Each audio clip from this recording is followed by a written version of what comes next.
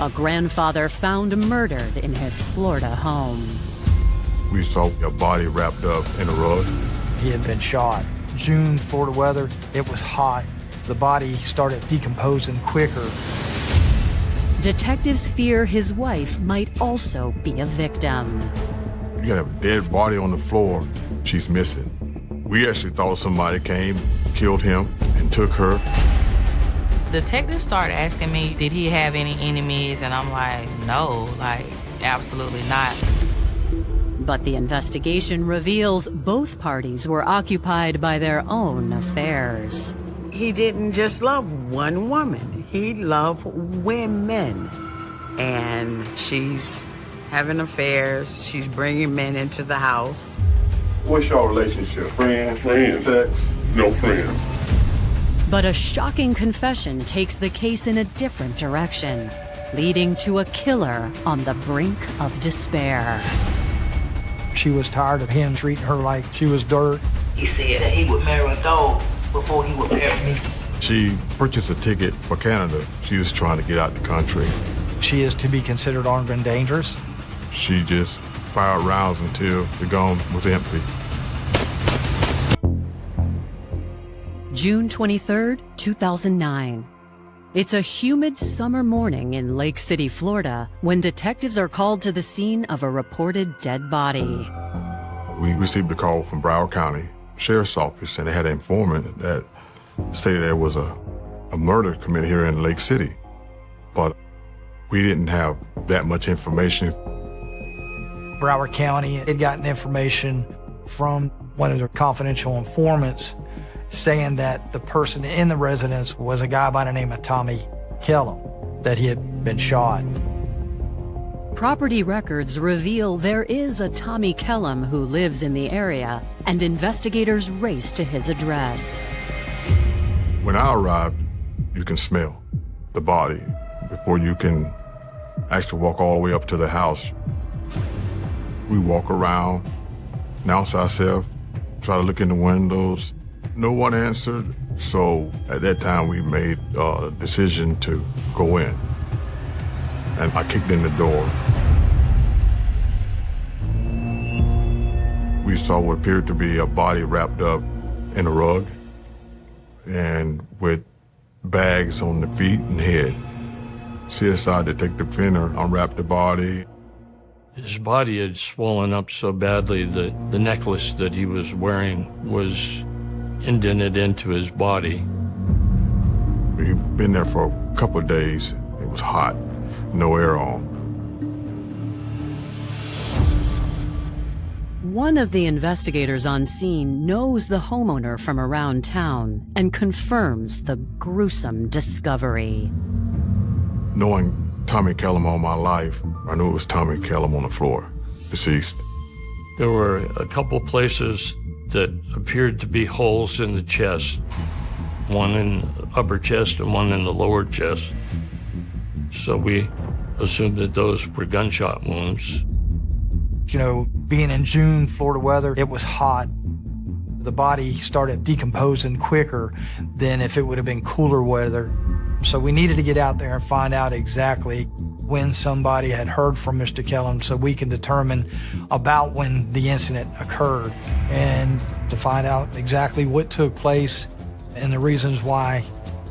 It is a really close-knit neighborhood. Everybody knew Tommy Kellum. I never seen him, upset or, mistreating anyone. He was just a good guy. Tommy Kellum was born in 1933 in Hatch Bend, Florida. He was the eldest of 9 children, and a family tragedy forced him into a leadership role at an early age. My grandparents were sharecroppers and they worked in the fields. My father was a teenager when he lost his father and his mother. We do not know the cause of death for my grandfather, but they said my grandmother died of a broken heart. All the boys were older, so they went to the fields, they worked, and they took care of the family. They were children taking care of children. My grandfather, he learned, hard work, perseverance. He had to make sure that they had everything that they needed. Once Tommy's siblings were old enough to take care of themselves, he set off on his own. And the strong work ethic he developed served him well. My dad moved to Lake City, and he bought him some trucks, and he started his own pulpwood business. My grandfather's business was very successful. Entrepreneurship is just like in his blood. With success came a newfound sense of style and purpose. My grandfather felt like appearance was important. You can't just look any kind of way. You have to look like you love yourself. So he always took pride in how he dressed. He was very stylish. In 1954, when he was 21 years old, Tommy fell in love with a young woman named Daisy. They married and started a family together. They got a house together, and I came along. A few years, maybe 2 years after, I had a great relationship with my dad. I didn't want for anything. My father made sure of that. He loved racing. He loved his motorcycle, and he loved women. He didn't just love one woman. He loved women. Unfortunately, Tommy's wandering eye took a toll on his marriage. They got along, but I mean, you cannot say they had the greatest relationship, because who wants to be cheated on? Who wants their feelings hurt? Tommy's wife waited until their daughter grew up and moved out of the house to file for divorce. Once their marriage was over, she wanted to basically cut all ties where my father was concerned. He spent the next few decades enjoying his freedom. He was handsome. He had his own business. He always had a pocket full of money. So, of course, the women love that. In his 60s, Tommy retired from the pulpwood business. In 2003, when he met a beautiful younger woman named Brenda Watson, he finally seemed ready to settle down. The age difference was about 30 years. That really wasn't an issue for me. It was just whatever aura she let off, it just did not match my energies for the woman that should be with my father. She didn't have a car. She didn't have a job. It just, I could not understand why you're with this woman. I welcomed her in, regardless of how others may have felt about her. I felt like if my granddaddy liked it, I love it. Despite their 30-year age gap, Tommy and Brenda were perfect for each other. Brenda made him, feel just a little spark of youth back. She was young and fun. After dating for a few years, Tommy, now in his 70s, decided to ask Brenda to marry him. At that point, he's getting older, and I feel like maybe he just did not want to grow old by himself. Whatever my grandfather wanted to do, Brenda would do. She would be right beside him. She was just like a part of the family. But their May-December romance has come to a disturbing end after Tommy's body was found decomposing in their Florida home. Brenda is not at home to provide any answers, but other friends and family have already started to show up at the house.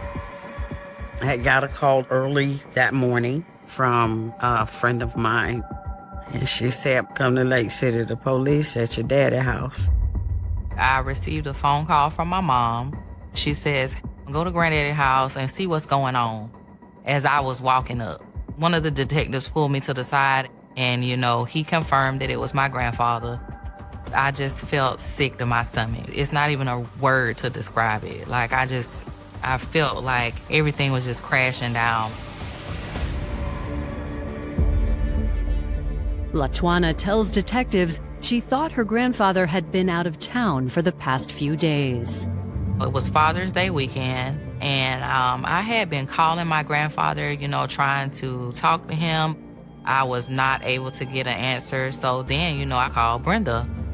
And she says, we came down here to Lauderdale to, you know, see some of my family.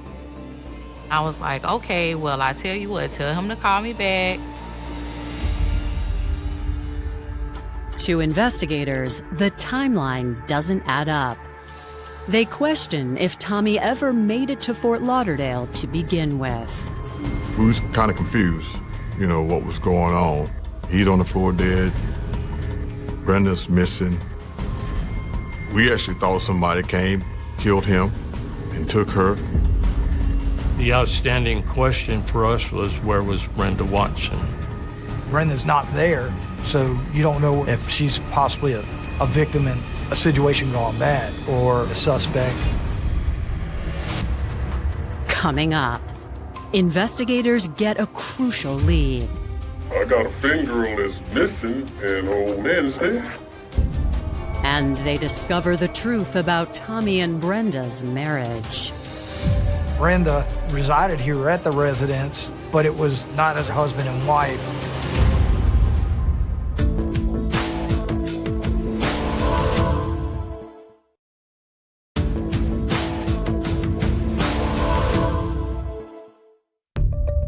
After discovering 76-year-old Tommy Kellum shot dead inside his home, detectives in Lake City, Florida fear that his wife, Brenda Watson, could also be in danger. We tried to get a hold of some relatives because that was the last place that we knew that Brenda was. Well, both of them was. They are unable to reach anyone, but credit card records appear to confirm a trip to Fort Lauderdale about 300 miles away. Tommy's wallet was missing, so we did a subpoena on his credit cards. It was established that the card was used multiple times in the Fort Lauderdale area. The timestamps on those withdrawals put the couple in Fort Lauderdale over the weekend. The question for investigators is, what happened to them after that? They hope the crime scene holds the answer. Detective Fenner was working the scene inside the residence and advised me that they had found 4 shell casings from a .22. LaTwana told us that, you know, her grandfather had guns, but the gun rack, it was empty. The detective started asking me, you know, did I know anyone that would want to hurt him? Did he have any enemies? And I'm like, no, like, absolutely not. Like, could it be a robbery? She advised us that her grandfather's truck was gone, so we started putting a bolo out for it. As additional family members arrive at the scene, investigators learn more about Tommy and Brenda's relationship. Brenda's lifestyle was she wanted to party, have fun, do what she wanted to do, come in all hours of the night, and Tommy didn't want any part of that. He was at the age to where he wanted to be settled down. According to Cassandra, Brenda's behavior drove her father to end their marriage. The neighbors are saying that she's having affairs, she's bringing men into the house. So that's, as far as I know, that was the reason for the divorce. Brenda resided here at the residence, but it was not as husband and wife. They had a roommate situation. At that point, my grandfather was making her pay bills. But it seems Brenda often ignored the boundaries Tommy put in place. According to the family, Brenda was jealous. She had to go everywhere Tommy went. Basically smothered him, wouldn't let him do anything. Brenda had told LaTwana that she was in Broward County, where the tip about Tommy's murder originated. So with the information that we received and then the family showing up at the scene, we now think that Brenda is possibly a victim or a possible suspect.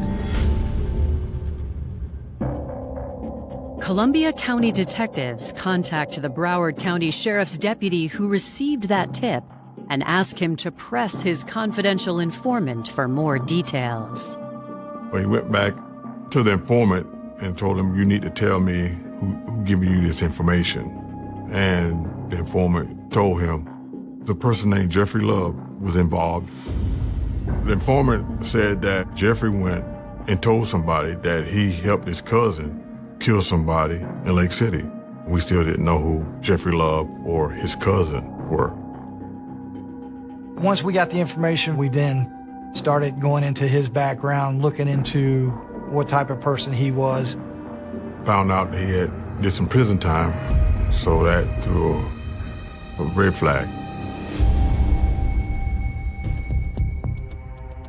Jeffrey Love served 6 years in a South Carolina prison before being released on probation in 1996. It's unclear how he knows Tommy and Brenda or what he was doing in Florida. Most of the people in the Washington Street area were good people. They looked out for each other. If we were out looking for someone, they usually knew who we were looking for. No one knew of Jeffrey Love. With their attempts to track down Jeffrey Love hitting a dead end, investigators turned their attention back to Tommy's personal life. One source told us that Brenda was messing around with this guy named Eugene. The alleged affair opens up new possibilities and motives. You got a dead body on the floor. Brenda's missing. Now they're saying that Eugene was creeping with Brenda. I'm thinking he off Tommy Kellum to be with Brenda. A public record search easily provides detectives with Eugene's address. We went and picked him up, took him back to Columbia County Sheriff's Office in an interrogation room and spoke with him. You know what's going on? Yeah, I got a friend girl that's missing, and her old man is here. When last time you talked with her? Oh, I seen her Saturday morning. Saturday would have been the 20th of June, and according to what Brenda told Tommy's granddaughter, they were in Fort Lauderdale at the time, 5 hours away. But Eugene says she met him at a restaurant there in Columbia County. What's your relationship? Friends? Friends. Sex? No friends. I done tapped it probably years ago, but gosh, man, that's a good-looking gal. When last time you tapped it? Oh, man. Hey, you gotta be honest. You have to be honest. This probably been about 2 weeks ago. After catching Eugene in a lie, investigators confront him with their suspicions. I say, hey man, your name is ringing in the streets, man. And he was like, what? I said, man, Tommy's dead. And your name came up. And he was like, oh, hell no. Oh, okay, then let's rock and roll, man. Let's get it. I got a wife. We need to kind of resolve this. I might get a divorce. So, this. Eugene said that weekend he was with his family. So that was his alibi. I explained to Eugene that if I have to, I'm gonna go and ask his wife, was he home that weekend? And the cat's gonna be out the bag because I'm gonna tell her what was going on. So he assured me he was home. At the end of the interview, I believed him. I kind of figured he wasn't involved in it. Willing to expose himself, investigators no longer believe Eugene is a suspect. Before concluding his interview, they ask him if he's heard of Jeffrey Love, and he says no. But according to him, there's someone else they should be considering. She was saying something about he went back to his ex-girl or something, and Who went back? Tommy was going to see his ex-girl. You don't know Tommy's ex-girl's name? No, I really don't. Detectives consider this information a new lead. This is the first time I learned about the girlfriend. Don't know if it was more women out there that was upset and one of them came out and murdered him.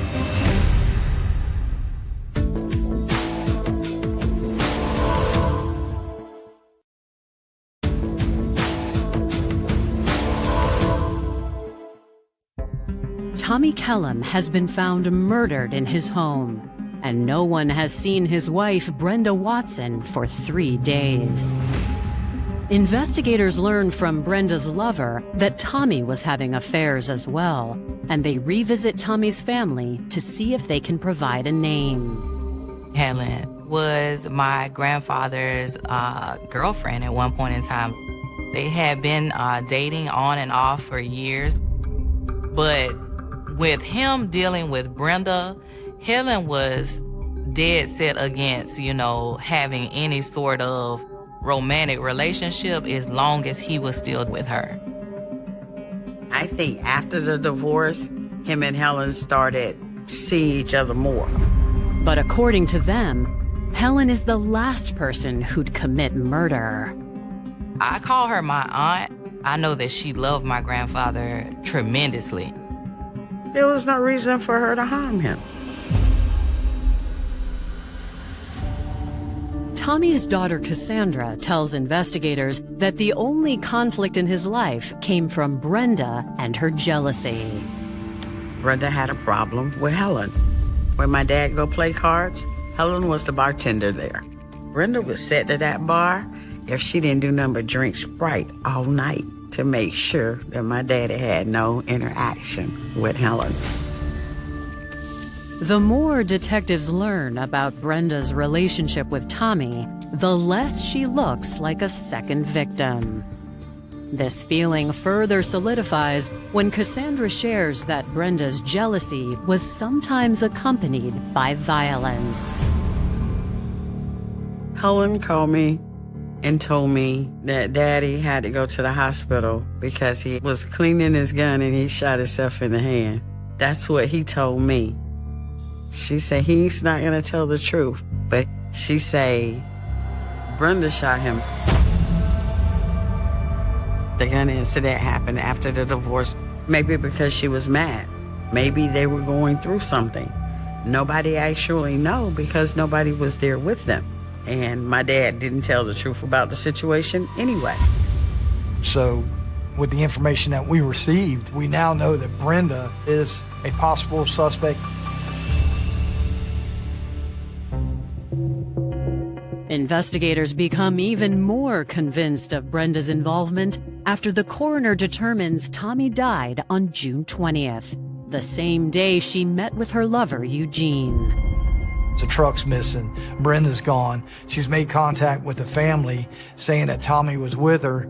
We know that Tommy's not with her, that Tommy's actually the victim of a homicide. Hoping to pinpoint Brenda's location, detectives obtain records of the withdrawals on Tommy's bank cards. We seen that there was some large ATM withdrawals headed to Fort Lauderdale. One of the ATMs obtained that Brenda did in fact use Tommy's card, and we got a still photo of her making a withdrawal. Tommy's bank records also reveal a purchase made at a Walmart store near the restaurant where Eugene told detectives he'd met Brenda Saturday morning. I traveled to the Walmart in Lake City to request the video and a receipt of the items purchased. When I arrived, they pulled up the video. It showed a black female and a black male. They purchased cleaning supplies. The camera is too far away to identify the two individuals, but investigators spot a damning piece of evidence in their shopping cart. They purchased a rug. It had a certain pattern to it, and I immediately recognized that pattern as the same as the rug that Tommy Kellum was wrapped up in.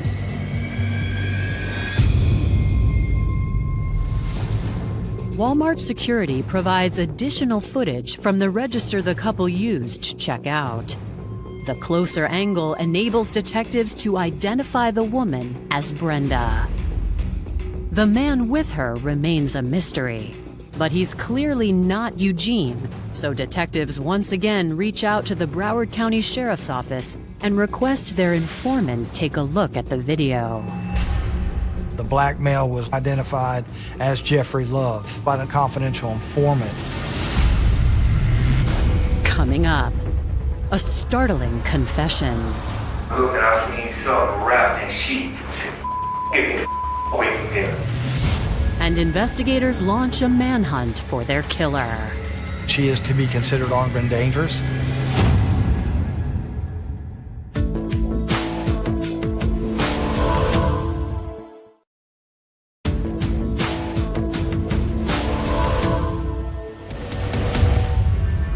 It's becoming clear to detectives that Brenda Watson was involved in the death of her husband. And another piece of the puzzle falls into place when they discover her connection to Jeffrey Love. No one knew of Jeffrey Love because he wasn't from Lake City. We found out that was Brenda's cousin. The only information we got from Broward County Sheriff's Office, got from their informant saying that it was Brenda Watson and Mr. Love who were in the residence. It was unclear at the time which one had actually done the shooting. We knew that she was running away, she was involved, and we wanted to know why and what happened. To get answers, police need to find their suspects. Fortunately, a clue soon presents itself. I got a phone call from Broward County advising that they had located Tommy's truck down in Fort Lauderdale at a Greyhound bus station. Detective Brenda went to Broward County to process the truck. Nothing significant was found inside the truck, but in the bed of the truck was the mop that Brenda purchased from Walmart here in Lake City. Detectives went to the bus terminal and watched the video surveillance. We saw a male get out, who we positively identified as Jeffrey Love, and then we saw a female get out, who we kind of knew it was Brenda, didn't see her face, but the statue looked as of Brenda Watson.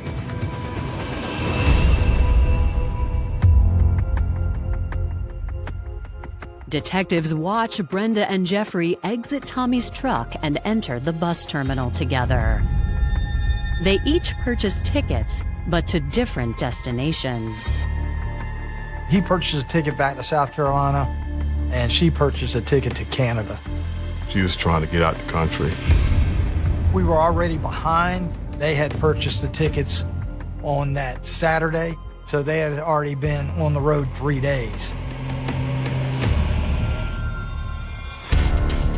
Brenda's bus is still en route, but Jeffrey's has already made a stop in his home state of South Carolina. We decided to go ahead and try to apprehend the male suspect, which was Jeffrey Love. Arrest warrant was issued for Jeffrey Love for grand theft due to the fact we saw him get out the red truck at the bus terminal in Fort Lauderdale. We didn't have enough for an arrest warrant for a murder, so that was the easiest way to get him back to Florida. We contacted the law enforcement in South Carolina, advising that we had a warrant for Jeffrey's arrest. They went to his residence where he was apprehended and placed into custody. Jeffrey surprises investigators by waiving his Miranda rights and agreeing to an interview. But that's where his cooperation ends. He wasn't cooperating with us. He didn't want to tell us what his involvement was or what he knew about what happened. The attorney who was going to be prosecuting this case, she said, Sarge, go back and ask him. He can either be a witness to this or he can be a suspect. I'd rather be a witness. There you go. No, nothing. He indicated that he was out on probation, that he didn't need to get caught up into that. We felt different.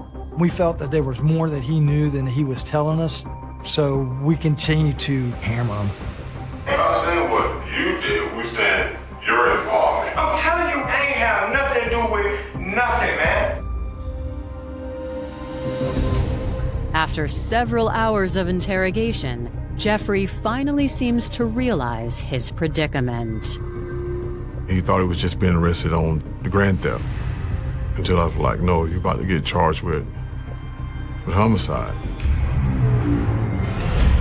Like I said, Sarge, I told you that there, Sarge, I ain't got nothing to do with that. So if you gonna crucify me for that there, Sarge, or whatever. We just wanna know what happened. Sarge, I ain't trying to get in no trouble. But here it is, I'm in some trouble on some bullshit. Cause like I said, y'all ain't gonna let me go home. You know? It's not up to me. Who it up to? It's up to you. That's when he started talking a little bit. She was trying to get me in the inside. I said, hell no. I smelled a foul odor.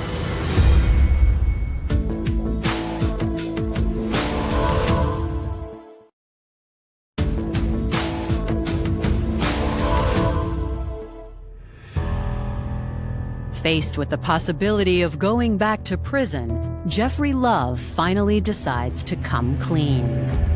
Just lay it out for us, Jeffrey. That's all we're asking. He threw up his hands, and that's when he kind of confessed on what happened. Jeffrey tells investigators he was at home on Saturday, June 20th, when Brenda called him out of the blue. She said, cool. She said, come down here. I said, Brenda, what's up? What's going on? What you don't got yourself in? 15 minutes later, she called him and said that, I got you a bus ticket.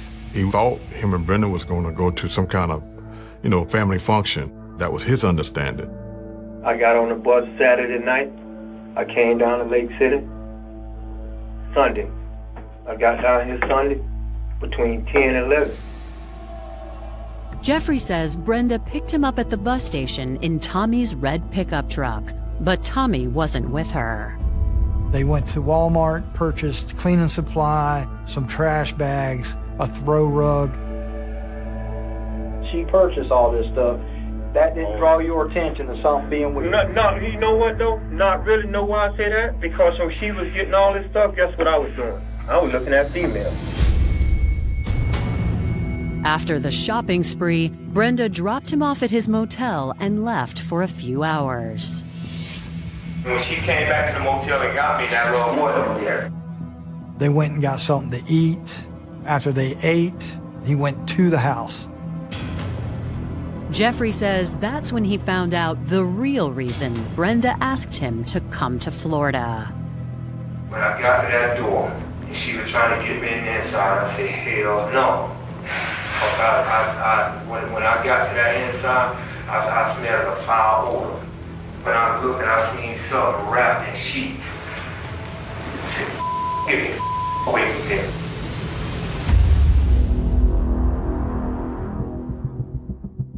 It was clear to Jeffrey that Brenda wanted him to help cover up a murder, but he didn't want any part of it.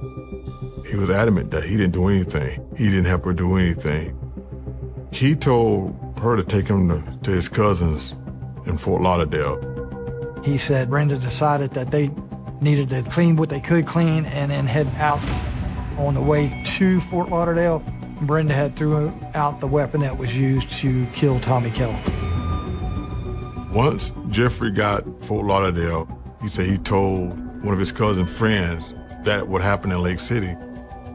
Well, this person went and told someone else that was an informant, and the informant went and told the detective. And that's when the detective contacted the sheriff's office. Jeffrey's confession matches the evidence collected, so detectives are inclined to believe him. Jeffrey Love's breaking point was when he realized that he was being charged with accessory to homicide. And the condition of, for us not charging him was if he testified against Brenda. But before Jeffrey can be put on the stand, Brenda has to be found and arrested before reaching her final destination in Canada. On a manhunt now. Yeah, we're on a manhunt. They were trying to follow the buses, and it was not going to be a guarantee that they could get her because she may have gotten off the bus at, a unknown location. Florida police enlist the help of U.S. Marshals and plan to detain Brenda at one of the stops. We missed the first one, which was in Georgia. Then we realized the next one would have been in Ohio, and then to Cleveland. But we were behind on those as well. The next one that we knew for sure where she was going to be at would be Erie, Pennsylvania. Erie, Pennsylvania is only 200 miles from Canada, so if investigators don't catch up with her there, she could get away entirely. We were contacted and advised that the bus had already did the transfer of passengers. We asked if the bus terminal could contact the bus driver and try to get him to say that they're having mechanical problems and would have to come back to the bus station. When the bus driver turned the bus around, the Erie, Pennsylvania Police Department was there waiting. She was a homicide suspect, so she is to be considered armed and dangerous. The bus arrives in Erie with Brenda still on board. She surrenders without a struggle. So myself and Detective Sergeant Glenn White get on a plane and we head to Erie, Pennsylvania to find out why she killed Tommy Kellum. And Brenda is ready to talk. After Denise Watson, in my right mind, sound mind and body.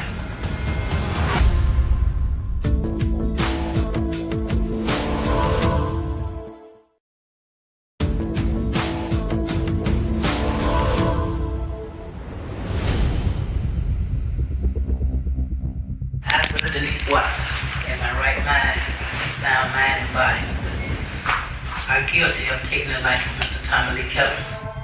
When investigators arrive in Pennsylvania to question Brenda Watson, she surprises them again. She's wanting to tell us that she had killed Tommy Kellum and she wanted to read her statement. Her demeanor was calm, soft-spoken, remorseful for what she'd done. According to Brenda, the living situation with her ex-husband had reached a breaking point. Tommy was seeing somebody else and not wanting to make a commitment to her. I think that this began to set Brenda off, get her to more jealous. Brenda says after everything, she still loved Tommy.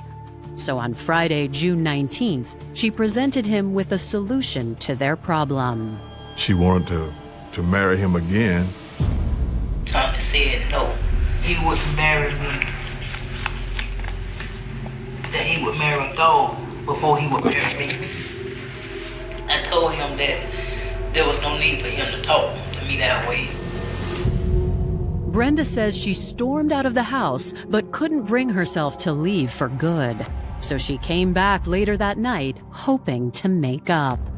When she came in around 1 or 2, I believe, she said she was going to cook something to eat. He wouldn't allow her to cook anything. He said that I was not cooking anything that night. Went to his room, locked the door, and pulled the breaker box switch. I lit 3 candles, begged and pleaded with him to turn on the lights, and he ignored me. Brenda says she sat in the dark the rest of the night, replaying their entire relationship in her head. She was tired of Tommy treating her like she was dirt, like she was a nobody. I guess you could say she snapped. I went to the gun rack and got the first gun I could feel. And I stood against the dinner table. She waited for him to come out of his bedroom to go to the bathroom. When he opened the door, I pushed the trigger. She just fired rounds until the gun was empty.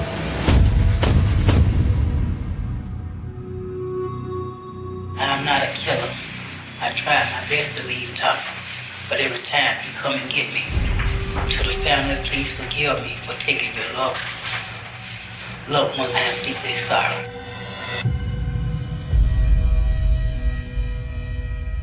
Brenda is charged with first-degree murder and stands trial in 2012. She decided to waive a jury trial and do a bench trial. No jurors. The judge makes a ruling. Brenda's attorneys attempt to lessen the impact of her confession by mounting a battered woman defense. The defense lawyer said that it was self-defense. They wanted to paint a picture of my dad being this monster, but my dad wasn't no monster. She never reported the violence, so it was kind of hard to establish. Despite the lack of evidence, the argument seems to hold some sway with the judge. The judge indicated that he didn't feel that there was enough indication for a first-degree murder charge, so she got second degree. She was sentenced to 30 years at Lowell Correction Facility. When the judge, read the verdict, she looked at me. I looked at her. It was very intense. And I just basically told her, just for the sake of my own self, that I forgive her. I forgive her. But she's gonna get what she deserves now.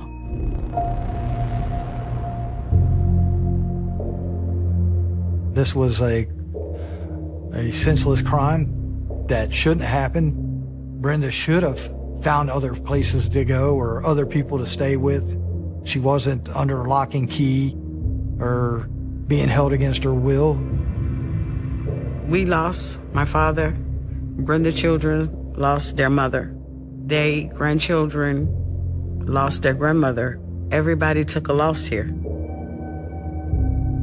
She may have killed him in the flesh, but the lessons that we were taught, how to love, being independent, working hard, that will never leave us.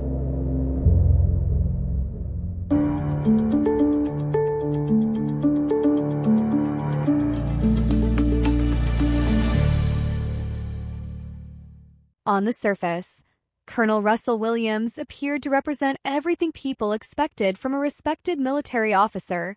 He was disciplined, intelligent, successful, and trusted. He had built a career inside the Canadian military through years of dedication and achievement.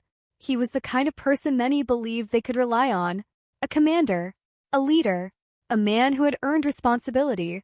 But behind that carefully constructed image was a secret world that remained hidden for years, a world of obsession, a world of stolen objects, a world of increasingly disturbing behavior that would eventually shock an entire country.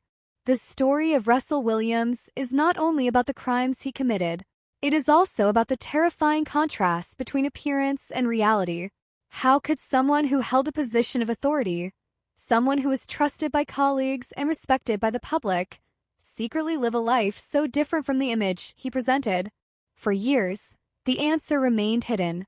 The man people saw was Colonel Russell Williams, a senior officer in the Royal Canadian Air Force. He had achieved a level of success that many people spend their entire lives trying to reach. He was educated, organized, and known as someone who understood responsibility. His career placed him among people who depended on his judgment and leadership. He had flown military aircraft. He had held important positions. He had been involved in operations that required precision and trust. To those around him, he seemed controlled, professional, reliable. But behind closed doors, a completely different pattern was developing. Long before the world knew his name, Russell Williams began committing crimes that appeared disconnected from the person everyone thought they knew. These crimes started with secret burglaries, carefully planned invasions into the private spaces of strangers. At first glance, these incidents might have appeared like ordinary thefts, but investigators would later discover that they were something much more disturbing. Williams was not simply taking valuable objects. He was entering people's homes, their private spaces, the places where they should have felt safest. He watched, he planned, he waited, and each crime revealed more about a hidden side of his personality. The burglaries began in Ontario, where residents reported strange incidents involving missing personal items. Some victims returned home to find that someone had entered their house while they were away. There were no obvious signs of violence, no dramatic destruction. The intruder had moved quietly, leaving behind confusion and fear. For many victims, the most unsettling part was not just who had been taken. It was the feeling that someone had crossed into their personal world. A stranger had been inside their home, a place filled with memories, photographs, and personal belongings, a place where people expected privacy. At the time, no one imagined that the person responsible was someone who appeared so far removed from criminal behavior. Russell Williams did not fit the image many people had of a criminal. He did not look like a dangerous person. He did not live as an obvious outsider. Instead, he blended into society. He wore a uniform. He followed military procedures. He attended professional events. He interacted with colleagues who respected him. This contrast became one of the most disturbing elements of the case. The crimes were not committed by someone hiding from society. They were committed by someone standing in the middle of it. As the burglaries continued, investigators began noticing patterns. The incidents were not random. They showed planning and a disturbing level of control. The person responsible appeared to understand how to avoid attention. There was patience. There was calculation. There was an awareness of when people would be away and how to move without being detected. This was not a series of impulsive decisions. It was a pattern, a hidden behavior that continued because the person behind it believed he could remain invisible. For years, Russell Williams maintained two separate identities. One was the public identity, the respected military commander, the professional, the man trusted with important duties. The other was the secret identity, the person entering homes in the darkness, the person collecting stolen personal items, the person engaging in behavior that became increasingly dangerous. The existence of these two lives is what made the case so difficult for many people to understand. How could someone appear completely normal while hiding something so disturbing? This question would become central after Williams was finally exposed. But before that happened, the crimes continued. The burglaries represented an escalation. They were not only illegal acts, they were signs of a deeper problem that was growing over time. Criminal behavior often develops through stages, and in Williams' case, investigators later saw progression from property crimes into far more serious offenses. The early burglaries were not the end. They were the beginning of a much darker path. By 2010, the investigation into these crimes would take a dramatic turn. A separate case involving the murder of two women would eventually connect investigators to Williams. The discovery would reveal that the person they were looking for was not a stranger hiding in the shadows. It was a man who had spent years building a reputation of honor and service. The revelation created shock across Canada. Many people struggled to accept that a senior military officer could be responsible for such crimes. The uniform, the title, and the public respect all seemed impossible to reconcile with the evidence. But the investigation would uncover a frightening reality. A person's public image does not always reveal the truth about what happens in private. The story of Russell Williams became a warning about deception, hidden behavior, and the dangers of assuming that someone's appearance tells the whole story. Behind every professional achievement, behind every photograph, behind every carefully controlled public moment, there can exist parts of a person that remain completely unknown. The case would eventually become one of the most infamous criminal investigations in Canadian history, not only because of the crimes themselves, but because of the person who committed them. A man who had spent years gaining trust, a man who appeared to represent discipline and responsibility, a man whose secret actions would destroy the image he had created. The story of Colonel Russell Williams begins with a simple question. How well do we really know the people around us? Because sometimes the most frightening secrets are not hidden in the darkness. Sometimes they are hidden behind a familiar face. To understand how the story of Colonel Russell Williams became one of Canada's most shocking criminal cases, it is necessary to understand the world he came from. The military is built on trust. Every soldier, every officer, every commander depends on the person beside them. In that environment, reputation matters. Discipline matters. A person's ability to follow rules, make decisions under pressure, and protect others becomes part of their identity. Russell Williams understood that world completely. For decades, he built a career based on the qualities that people associate with leadership. He appeared organized, intelligent, and dependable. He moved through the military system successfully, gaining promotions and responsibilities that placed him in positions of authority. He was not an unknown figure. He was someone people recognized, someone people respected, someone many believed represented the best qualities of military service. His professional life created a powerful image, the image of a man who had control over every detail, the image of a man who understood responsibility, the image of a man who could be trusted. And that image made the truth behind his private behavior even more difficult for people to accept. The communities where Williams lived were not places where people expected a major criminal investigation to unfold. They were ordinary neighborhoods filled with families, workers, and people living everyday lives. Homes lined quiet streets. Neighbors greeted each other.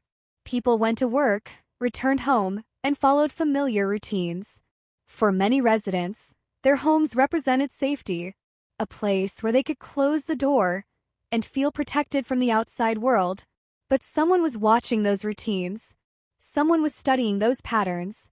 Someone was learning when people were away. The burglaries committed by Williams were disturbing because they violated that sense of security. A home is not just a physical structure. It is a personal space. Inside are memories, private belongings, and pieces of a person's life. When someone enters without permission, the damage is not only about what is missing. It is about the feeling that a private world has been invaded. Victims often describe this type of crime as deeply unsettling because even after the intruder leaves, the fear remains. The house looks the same. The furniture is still there. The walls are still standing. But something has changed. The feeling of safety is different. During the years when Williams was committing burglaries, few people could have imagined that the person responsible was someone with such a public reputation. The idea that a senior military officer could secretly break into homes seemed impossible. That was part of what allowed the behavior to continue. People often imagine criminals as obvious outsiders. They imagine someone who looks suspicious, someone who behaves differently, someone who does not belong. But cases like Williams challenge that assumption. A person can appear successful. A person can have friends, colleagues, and achievements. A person can maintain a respected public identity while hiding disturbing actions. This contradiction became one of the central themes of the investigation, the difference between who Russell Williams appeared to be and who he was privately. As the burglaries continued, investigators began to see signs that the crimes were not random. The person responsible seemed careful. There was planning involved. There was a method. The crimes reflected someone who was not simply acting in a moment of chaos. Instead, they showed preparation and a desire to avoid detection. This pattern made the investigation more complex. Police were not looking for someone who made a single mistake. They were looking for someone who had successfully hidden a repeated behavior. The challenge was identifying the person behind the crimes. There were many possibilities, many suspects, many unanswered questions, but the truth was closer than anyone expected. Williams' military background gave him certain advantages. He understood procedures. He understood observation. He understood how to remain calm under pressure.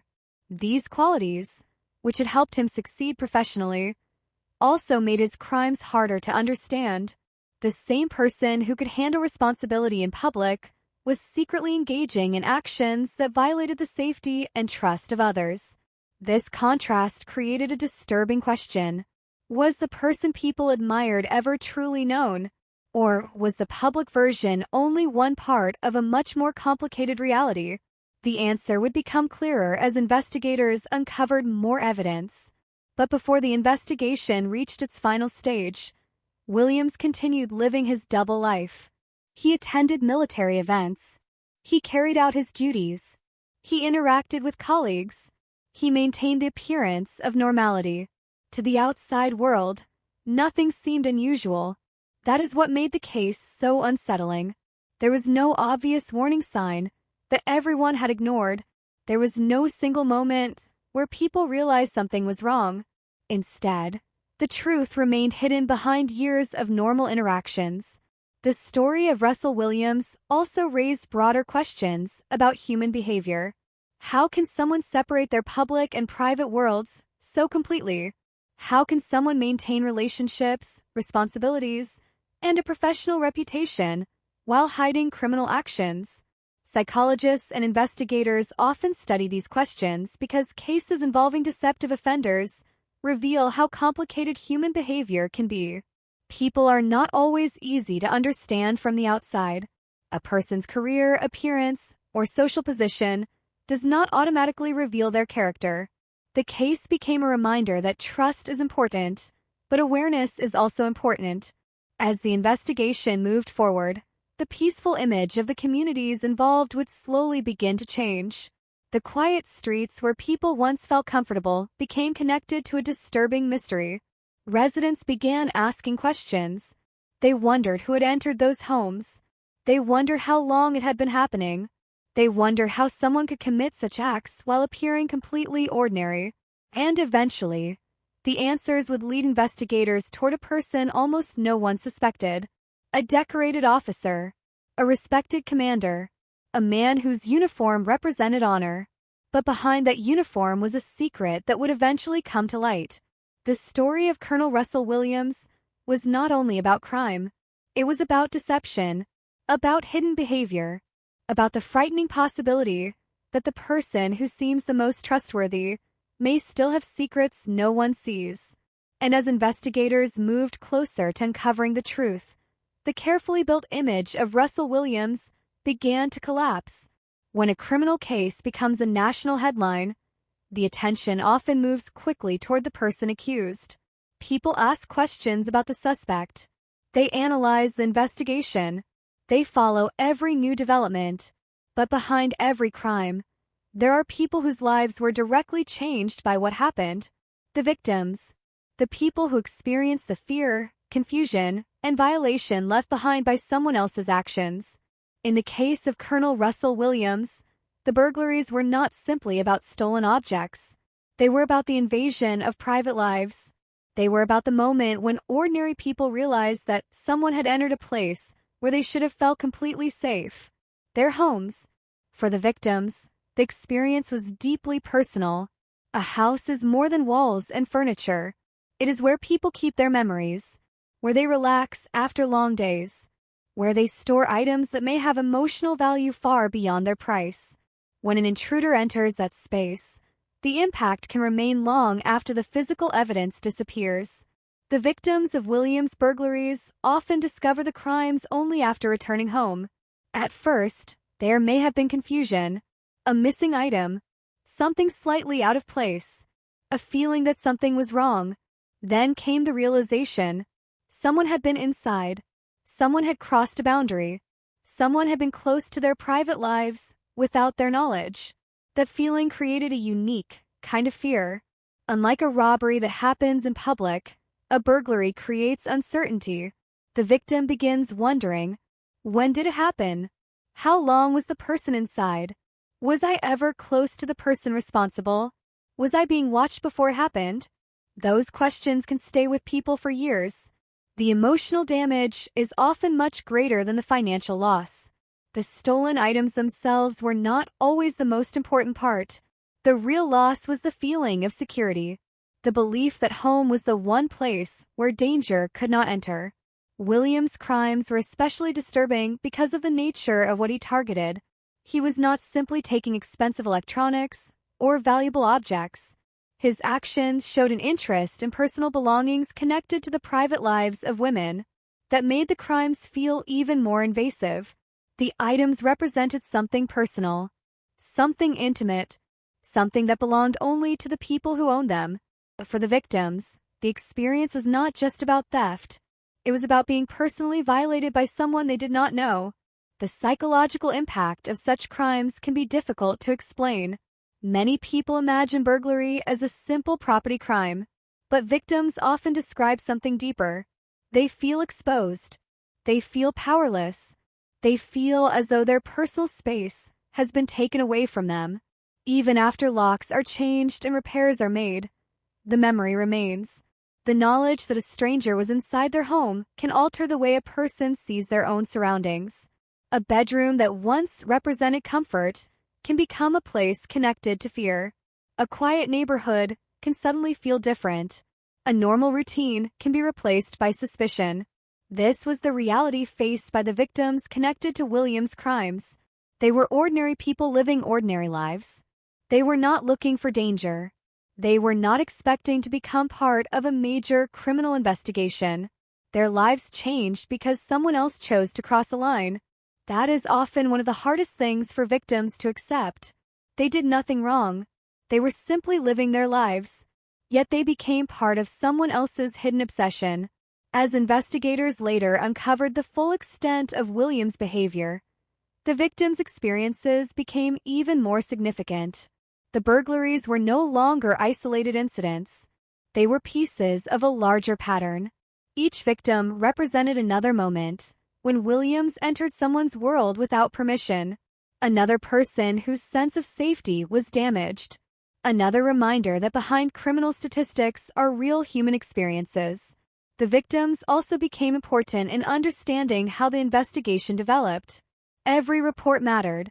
Every detail mattered. A missing object, a description of what was different, a timeline, a pattern. Investigators depended on these small pieces of information to understand what they were dealing with. Criminal investigations are often built from fragments. A single incident may seem unclear, but when combined with other incidents, a larger picture begins to appear. That picture eventually revealed a repeated behavior, a pattern of preparation, a pattern of secrecy, a pattern that had existed beneath the surface for years. The victims' stories also highlight a painful reality about trust. Many people believe that serious criminals are easy to recognize. They imagine someone who looks dangerous, someone who behaves strangely, someone who immediately creates suspicion. But Williams did not fit that image. He was someone who appeared successful, someone with a respected position, someone who moved through society without attracting obvious suspicion. This made the victims' experiences even more difficult to process. The person responsible was not someone they expected. The case became a reminder that appearances can be misleading. A person's career, reputation, or social status does not tell the complete story of who they are. For the victims, however, the focus was not on the mystery of Williams' double life. Their focus was much more personal. They had experienced something frightening. They had lost a sense of control, and they had to rebuild their feeling of safety. Recovery after such an experience is different for every person. Some people become more cautious. Some change their routines. Some struggle with anxiety. Others try to move forward while carrying the memory quietly. But all victims share something important. Their lives were changed by a decision they did not make. The actions of one person affected many others. That is one of the most important lessons from the Russell Williams case. The damage caused by crime does not stop at the moment the crime happens. It continues through the lives of those left behind. The victims remind us that true crime stories are not only about criminals and investigations. They are about people. People who were living normal lives. People who deserve to feel safe. People who suddenly found themselves facing fear inside their own homes. And while history remembers the name Russell Williams because of his crimes, it is important to remember the people who experienced those crimes. Because every investigation begins with a victim. Every case represents a real person. And every story of crime should always return to the same question. Who was affected? Who was hurt? And how do we make sure their experiences are never forgotten? For years, Russell Williams lived two separate lives. To the outside world, he was a successful military officer. He wore the uniform. He followed commands. He gave orders. He represented discipline and responsibility. But away from the public eye, a completely different story was unfolding. The burglaries were not random acts. They were not moments of careless decision. They were part of a pattern that slowly became more disturbing over time. At first, the crimes appeared limited to illegal entry and theft. A person breaking into homes. A person taking personal belongings. A person leaving behind confusion and fear. But as investigators would later discover, the behavior was not staying the same. It was changing. It was becoming more serious. And with each step, the hidden side of Russell Williams became harder to ignore. The beginning of the escalation was difficult to detect because the crimes were committed carefully. Williams understood how to avoid attention. He was patient. He was organized. He studied situations before acting. This was not someone acting without thought. The planning itself became one of the most disturbing parts of the case. Many criminals make mistakes because of emotion, panic, or poor decisions. But Williams appeared to maintain control. He created opportunities. He waited. He avoided immediate consequences. And because of that, the behavior continued. The most frightening aspect was the contrast between his public and private worlds. During the day, he could attend meetings, communicate with colleagues, and perform his duties as a commander. People around him saw professionalism. They saw confidence. They saw someone who appeared completely in control. No one looking at that image would have immediately connected him to a series of secret crimes. This is what made the case so shocking later. The person investigators were searching for was not hidden in the way people expected. He was not living on the edge of society. He was not someone everyone avoided. He was a respected member of the community. As the crimes developed, the investigation became more complicated. Police were trying to understand the behavior of someone who was not leaving behind an obvious identity. There was no simple explanation, no immediate suspect, no clear connection between the criminal actions and the man who would eventually be identified. The victims were experiencing the consequences, but the person responsible remained invisible. Meanwhile, Williams continued maintaining his carefully built image. He continued his military career. He continued interacting with others. He continued living a life that appeared normal. This ability to separate his actions from his public identity became one of the most unsettling elements of the entire case. It raised questions that many people struggled to answer. How could someone behave one way in public and another way in private? How could someone maintain relationships while hiding actions that would eventually destroy everything around him? The answer would not be simple. Human behavior is complicated. People can hide parts of themselves. They can create images that do not reflect their entire reality. And sometimes, the people around them only discover the truth after serious damage has already occurred. As time passed, Williams' behavior moved beyond simple burglary. The crimes revealed a deeper level of obsession. They were no longer only about entering homes. They were about control, about crossing boundaries, about violating the privacy of others.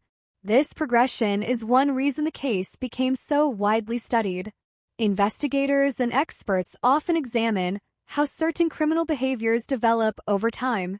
In many cases, there is a pattern of escalation.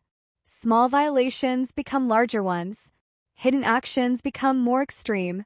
A person who begins by crossing one boundary may eventually cross another. The early burglaries were important because they showed the beginning of that progression. They were warning signs of something much more dangerous. The turning point came when authorities began connecting Williams to far more serious crimes. The investigation shifted from property crimes to a case involving violence and murder. Suddenly, the question was no longer only, who has been entering homes? The question became, who is capable of something far worse? The discovery shocked investigators because the evidence pointed towards someone who had previously seemed almost impossible to suspect. Russell Williams. A colonel, a military leader, a man with a respected career. The investigation revealed that the same person connected to the burglaries was also connected to crimes that had devastating consequences. The public reaction was immediate. People were stunned. Many struggled to understand how someone could carry such a respected identity while hiding such a disturbing reality. The uniform became a symbol of the contradiction. To many people, a military uniform represented honor, service, duty, trust. But in this case, the person wearing that uniform had betrayed those very ideas. The revelation changed everything. The investigation that had once focused on unknown crimes became a national story. People wanted answers. They wanted to know how long the behavior had been happening. They wanted to know whether warning signs had been missed. They wanted to understand how someone could hide so much. For the victims and their families, however, the most important issue was not the mystery surrounding Williams. It was the impact of what he had done, the fear, the loss, the pain. The lives changed forever. As more details emerged, the image of Russell Williams that people knew began to collapse. The successful officer, the respected commander, the trusted professional, all of these identities existed, but they were only part of the story. The investigation revealed another side, a side that had remained hidden for years. The case became a powerful reminder that people cannot always be understood from appearances alone. A person can have achievements. A person can receive praise. A person can hold positions of responsibility and still hide actions that are completely opposite to the image they present. The crimes of Russell Williams were not shocking only because of what happened. They were shocking because of who was responsible. A man who seemed to represent order had secretly created chaos in the lives of others. A man trusted with protecting people had violated their sense of security. And as investigators continued uncovering the truth, Canada began to face one of the most disturbing criminal revelations in its modern history. The hidden life of Colonel Russell Williams was finally coming into the light. And once the truth emerged, there was no way to return to the image people had believed for so long. The investigation into Russell Williams did not begin with a dramatic revelation. It began with questions, small details, pieces of information that seemed separate at first, but slowly started forming a much larger picture. For investigators, the challenge was understanding that the person behind the crimes had spent years creating distance between himself and suspicion. The burglaries had created fear among victims. They had created uncertainty in communities. But the identity of the person responsible remained hidden. At the beginning, investigators were dealing with a difficult situation. They knew someone was entering homes. They knew the crimes showed planning. They knew the offender was careful. But they did not yet know who they were looking for. The person they needed to find was not leaving obvious signs. There was no clear trail leading directly to a suspect. Instead, investigators had to examine patterns. They had to compare incidents. They had to look beyond individual crimes and understand the behavior behind them. Every detail mattered. The timing of the burglaries, the locations, the items taken, the methods used. Each piece of information became part of a larger puzzle. Criminal investigations often depend on patience. A single clue may appear meaningless, but when combined with other evidence, it can reveal something much bigger. That was what began happening in the Williams case. The more investigators examined the incidents, the more they recognized similarities. The crimes did not feel random. They appeared connected. There was a consistent approach, a repeated pattern. Someone was not simply acting without thought. Someone was controlling the situation. At the same time, another investigation involving violence was unfolding. The connection between the burglaries and the more serious crimes would eventually become the turning point. For investigators, this changed the entire direction of the case.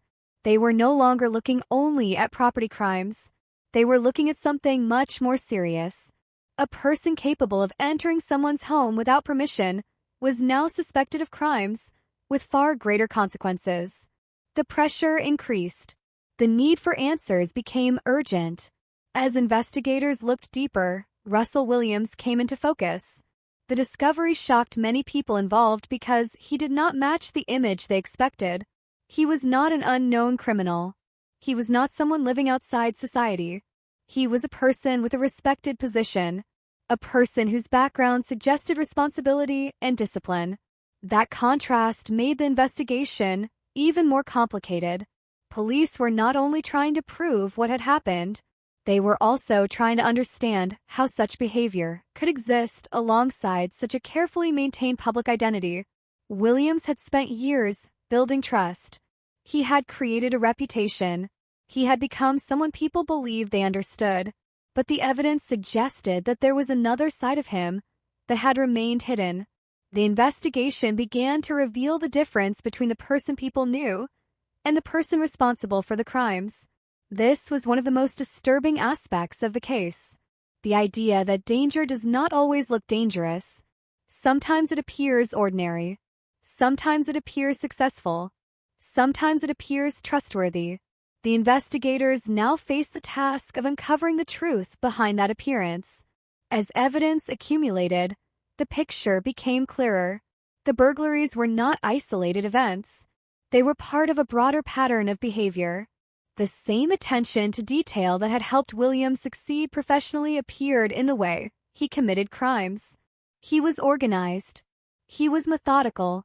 He understood how to avoid detection. But every crime leaves traces. Sometimes those traces are physical. Sometimes they are behavioral. Sometimes they're found in patterns that only become visible after careful examination. In this case, the pattern eventually became impossible to ignore. The investigation also revealed the importance of technology and modern forensic methods. Information that once might have remained hidden could now be analyzed in new ways. Digital evidence, records, and investigative techniques help connect pieces that previously seemed unrelated. But technology alone does not solve cases. Investigators still need judgment. They need experience. They need the ability to recognize when separate details form a larger story. That process takes time. It requires looking beyond what is obvious. And in the Russell Williams investigation, that process uncovered a reality far more disturbing than many people expected. The public reaction was immediate once the truth began emerging. Many people in Canada struggled to understand what they were hearing. A senior military officer was connected to serious criminal activity. The same person who had been trusted with responsibility had been living a hidden life. For many, the question became, how could this happen without anyone knowing? It was a question that went beyond one individual.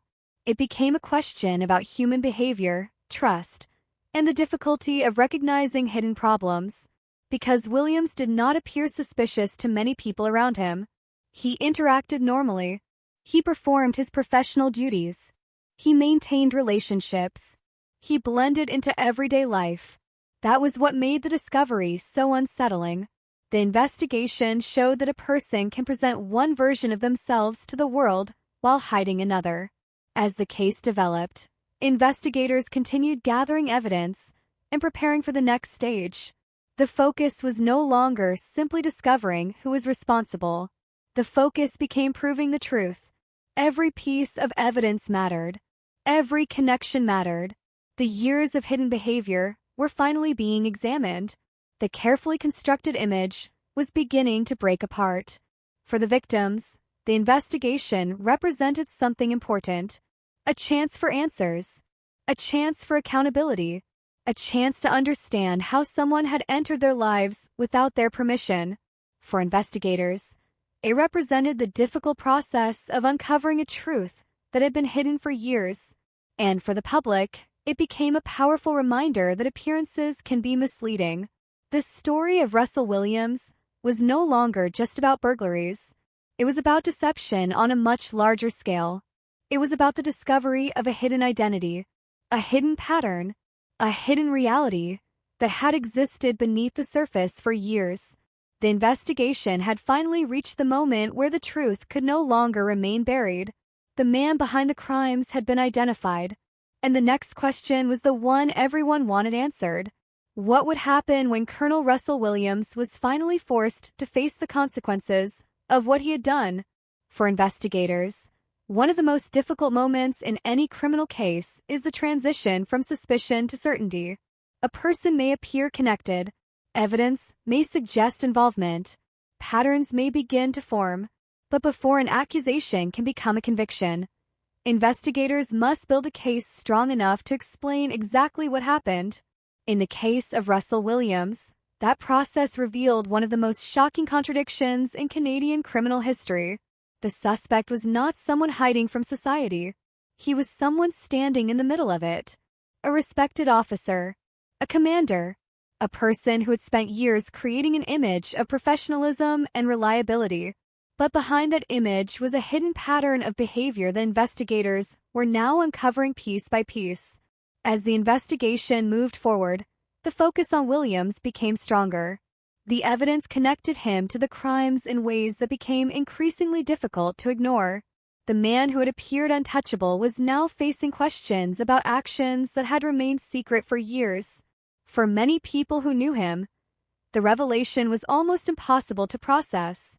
They remembered the officer, the colleague, the person who seemed calm and controlled. They struggled to connect that image with the crimes being investigated.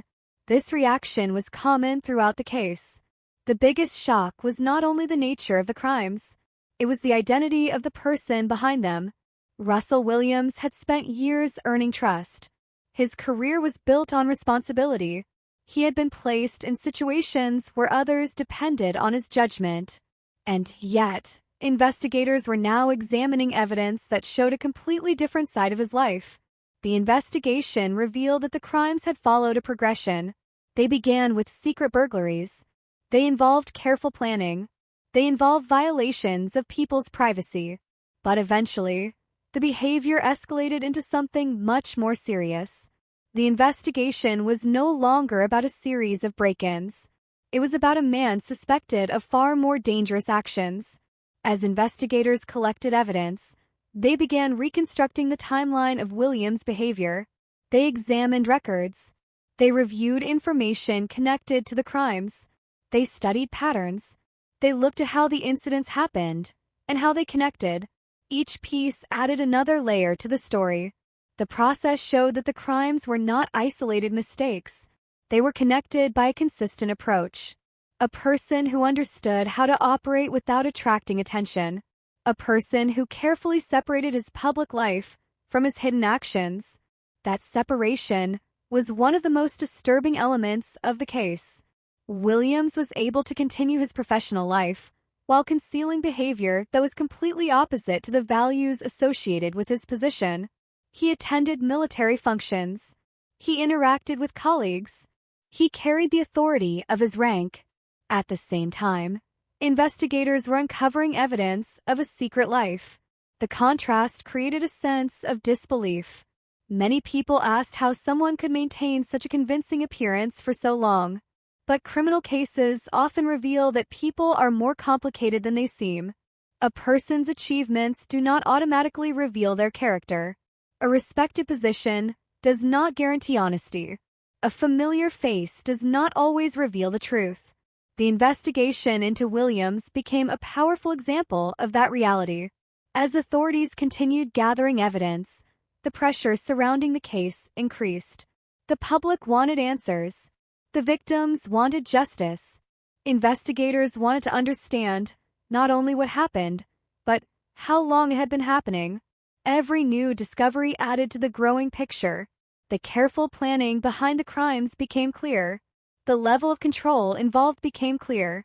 The investigation showed a person who had not simply lost control for a moment. Instead, the evidence suggested repeated choices, repeated decisions, repeated actions over time. That distinction mattered because it changed the way people understood the case. It was not about a single incident. It was about a pattern that had existed quietly while Williams continued living a normal public life. As the case moved toward its next stage, investigators faced the challenge of confronting someone who appeared completely different from the person described by the evidence. This was one of the most unusual aspects of the investigation. They were not dealing with a person who openly appeared dangerous. They were dealing with someone who had successfully created the impression of normality. The investigation forced people to reconsider how they judge others. It showed that danger is not always obvious. Sometimes it exists behind success, behind respect, behind a carefully maintained reputation. When Williams was finally confronted with the evidence against him, the carefully constructed image began to collapse. The person who had spent years controlling what others saw was now facing a situation where the truth could no longer be hidden. The investigation had reached the point where the questions were no longer unanswered. The evidence had created a clear picture. A respected military officer was now at the center of a criminal case that shocked the nation. The story of Russell Williams became more than an investigation. It became a study of deception, a study of how someone can maintain two completely different identities. One visible, one hidden. The visible identity was the colonel, the officer, the leader. The hidden identity was the person investigators were now exposing, the person responsible for crimes that affected many lives.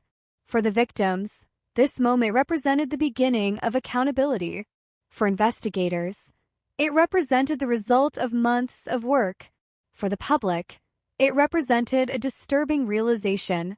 Sometimes the person people trust the most can be the person they understand the least. The investigation into Russell Williams would continue toward the courtroom, where the evidence would be presented and the full story would become public. But before justice could be reached, the world had to understand one thing. The man behind the uniform was not the person everyone thought he was. For months, the investigation into Russell Williams had been building quietly. Behind the scenes, investigators were collecting information, reviewing evidence, and trying to understand the person behind a series of disturbing crimes. What began as an investigation into burglaries had transformed into something much larger. The questions became more serious. The stakes became higher. And eventually, investigators reached the moment that changed everything. The moment when suspicion became undeniable. The breakthrough did not come from one single piece of evidence. It came from the accumulation of details. A pattern, a connection, a series of facts that together revealed a much darker reality. For investigators, this was the point where the carefully hidden life of Russell Williams began to collapse. The man who had spent years maintaining control over his public image could no longer separate that image from the truth. The investigation had revealed that the crimes were connected. They were not random. They were not isolated events. They reflected a repeated pattern of behavior that had existed beneath the surface for years. As the evidence became stronger, authorities began to understand the scale of what they were dealing with. Russell Williams was not simply someone accused of a few criminal acts. He was a person whose actions had escalated over time. The early burglaries were part of a larger story. They showed the beginning of a disturbing progression. A person crossing boundaries. A person entering the private spaces of others. A person becoming increasingly involved in secret behavior. The investigation showed how important small details can become. A single clue may not reveal the truth, but when combined with other information, it can change everything. Investigators often describe cases like this as putting together a puzzle. At first, the pieces appear unrelated, but eventually, the image becomes clear. That was what happened with Russell Williams. The pieces connected. The hidden pattern became visible, and the person behind the crimes was no longer unknown. One of the most shocking elements of the case was how far the public image was from reality. Williams had built a reputation as a disciplined military officer. He represented authority. He represented leadership. He represented trust. But the investigation revealed that behind this image was someone who had been hiding deeply troubling behavior. This contrast became the central focus of the case. People were forced to confront an uncomfortable truth. A person can appear successful and respectable while hiding actions that are completely different from the image they present. When investigators finally confronted Williams, the situation moved into a new phase. The careful control he had maintained for years began to disappear. The investigation no longer depended only on discovering what happened. It depended on revealing the full extent of his actions. The evidence created a timeline. It showed how the crimes developed. It showed how one behavior connected to another. It showed that the actions were not the result of a single moment. They were choices made repeatedly over time. This was a critical part of understanding the case, because the question was not only what Russell Williams had done, the question was why. What allowed someone to maintain two completely different identities? How could someone continue living a normal public life while hiding such disturbing actions? These questions would remain part of the discussion surrounding the case for years. The investigation also changed how many people viewed the concept of trust. Before the truth was revealed, Williams was someone many people believed they understood. He had a career. He had responsibilities. He had a reputation. But the evidence showed that appearances can sometimes hide reality. The breakthrough in the case was not only about identifying a suspect. It was about exposing the truth behind a carefully created image. The public saw the collapse of a reputation that had taken decades to build. The uniform that once represented achievement now became connected to a story of betrayal and deception. For many Canadians, the case was difficult to understand because it challenged their assumptions. They wanted criminals to look like criminals. They wanted warning signs to be obvious. But the reality was more complicated. Sometimes the person responsible is someone who appears completely ordinary, someone who blends into everyday life, someone who has earned the trust of others. The investigation into Williams became a reminder that criminal behavior can exist behind carefully constructed appearances. As the evidence continued to emerge, the legal process began moving forward. The case was preparing to enter the courtroom. The facts gathered by investigators would soon be presented publicly. The victims would finally have a chance to see justice pursued, and the country would learn the full extent of what had happened. But before that stage, the breakthrough itself represented a major turning point. The mystery was over. The unknown offender had a name. The hidden crimes had a connection. The questions that had remained unanswered for so long were finally beginning to receive answers. The story of Russell Williams was no longer about a series of unexplained incidents. It was about a man who had lived behind a carefully created mask, a man who appeared to represent discipline but secretly violated the safety of others, a man whose public success could not hide the truth forever. The investigation had reached the moment where the hidden life was exposed. The world could finally see what had been concealed for years. And now, the next chapter would not be about discovery. It would be about accountability. The moment Russell Williams entered the courtroom, the image that had defined his entire adult life began to disappear. For years, he had been known as a military officer, a commander, a person associated with discipline, leadership, and responsibility. But now, he was no longer standing before people as a respected officer. He was standing as a convicted criminal, facing the consequences of actions that had shocked an entire country. The courtroom became the place where the hidden story of Russell Williams was finally presented in full. The public learned details that were difficult to understand. The person many believed they knew was revealed to be someone very different. The investigation had uncovered years of secret behavior. The trial would now determine justice. For the victims and their families, the courtroom represented something more than a legal process. It represented acknowledgement, recognition that what happened to them mattered, that their fear, pain, and loss were real, that the person responsible would finally be held accountable. The case received enormous public attention because of the contrast between Williams' previous life and the crimes connected to him. Many people struggled to understand how someone with such a respected position could commit such serious offenses. The courtroom forced society to confront that uncomfortable question. How could a person who appeared responsible and successful hide such a disturbing reality? As the evidence was presented, the picture became clearer. The crimes were not explained as a single mistake. They were not presented as one moment of poor judgment. Instead, they revealed a pattern of behavior that developed over time, a pattern involving planning, a pattern involving secrecy, a pattern involving a deliberate choice to continue. This was one of the most important aspects of the case. The court was not examining only what happened.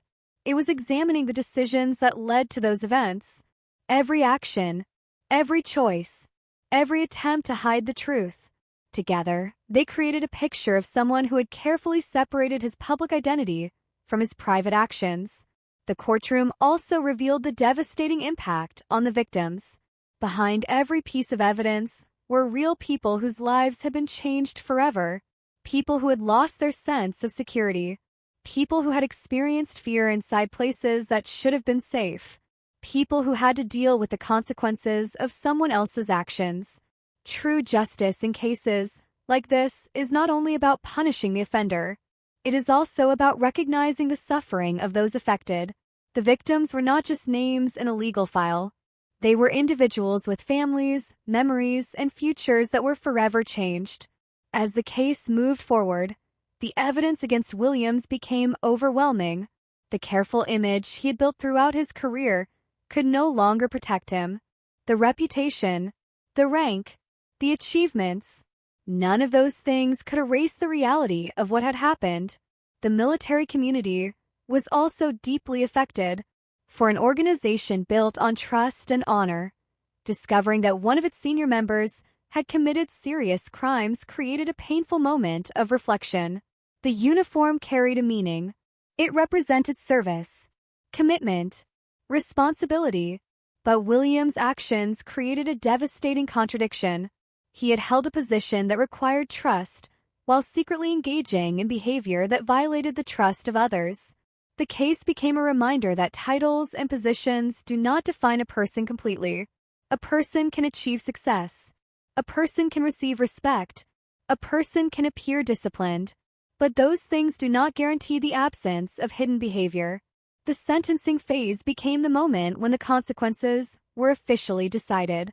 Williams received a life sentence for the murders connected to the case, with no possibility of parole for 25 years.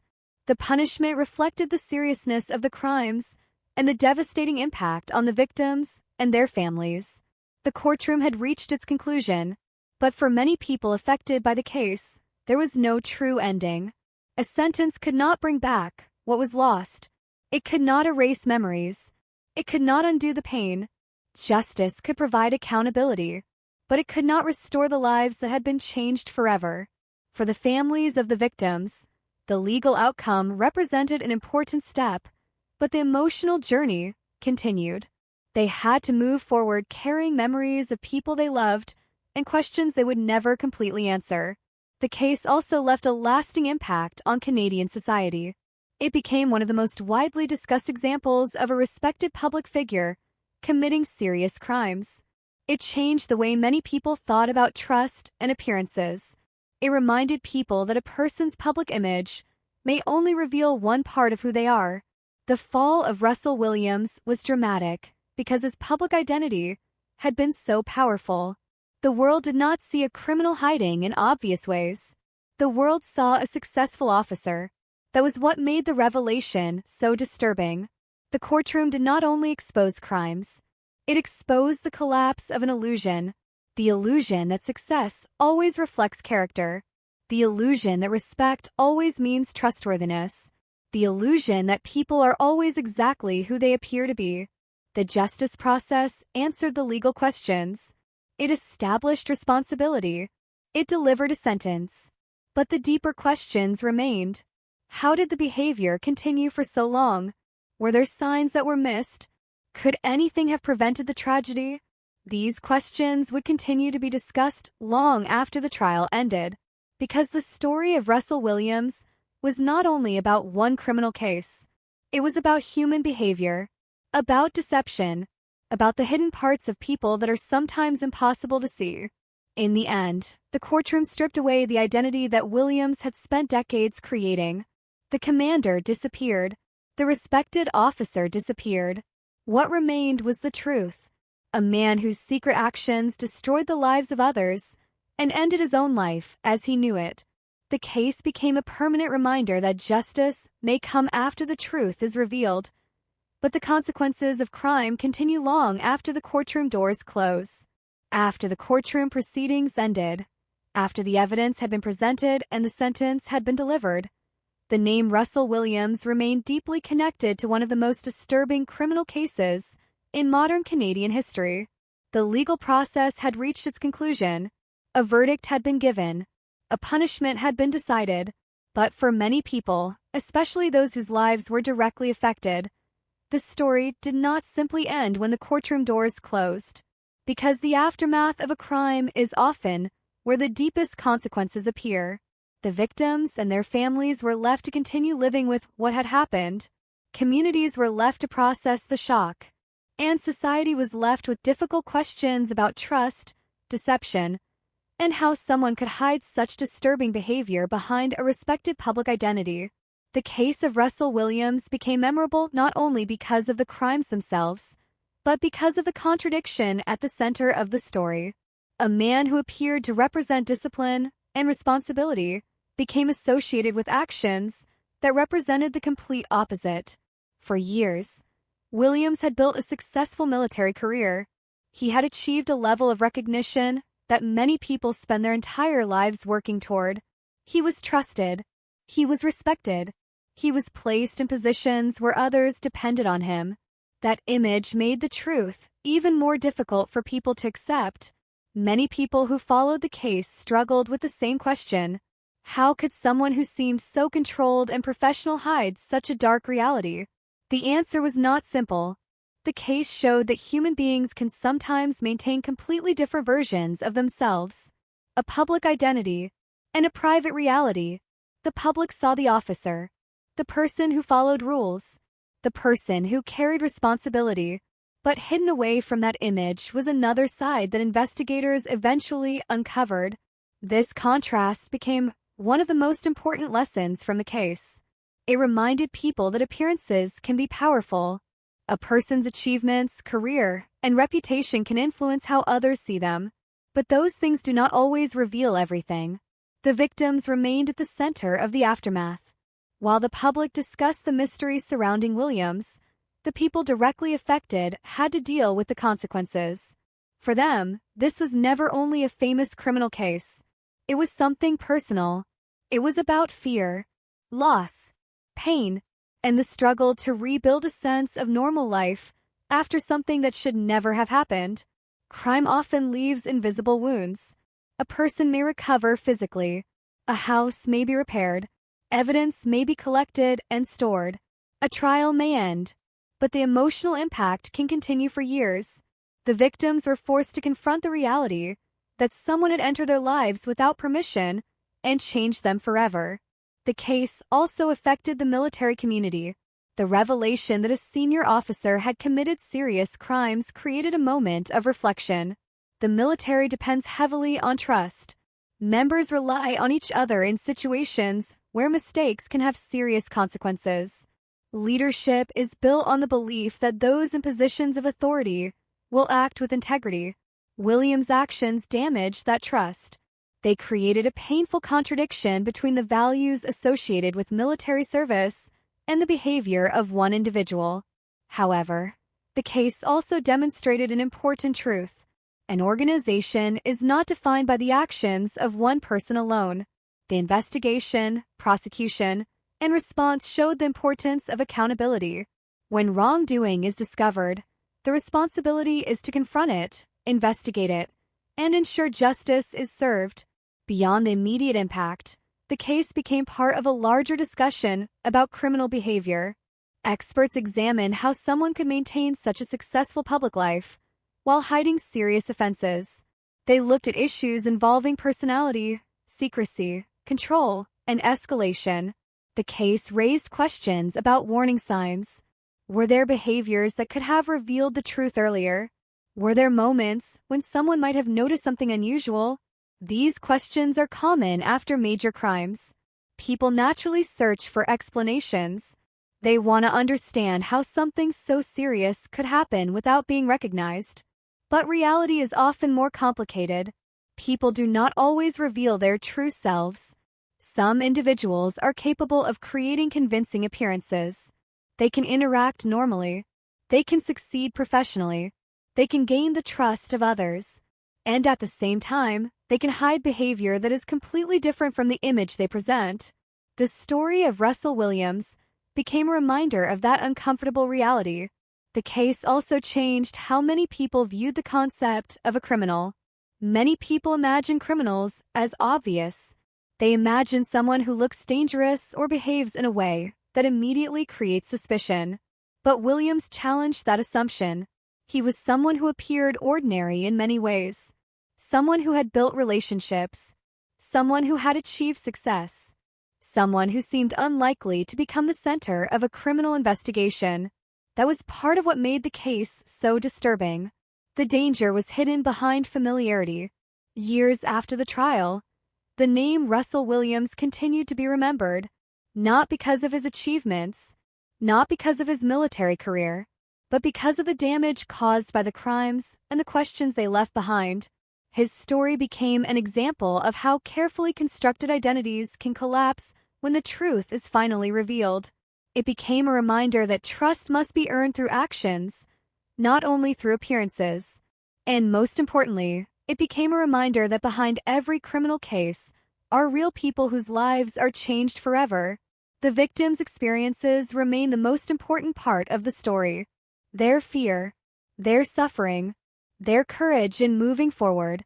Because true crime is not only about understanding the person who committed the crime, it is also about remembering those who were affected, those who had their lives interrupted, those who had to find a way to continue. The legacy of the Russell Williams case is therefore complicated. It is a story of deception and betrayal, a story of investigation and justice, a story about the danger of assuming we fully know someone simply because we know their public image.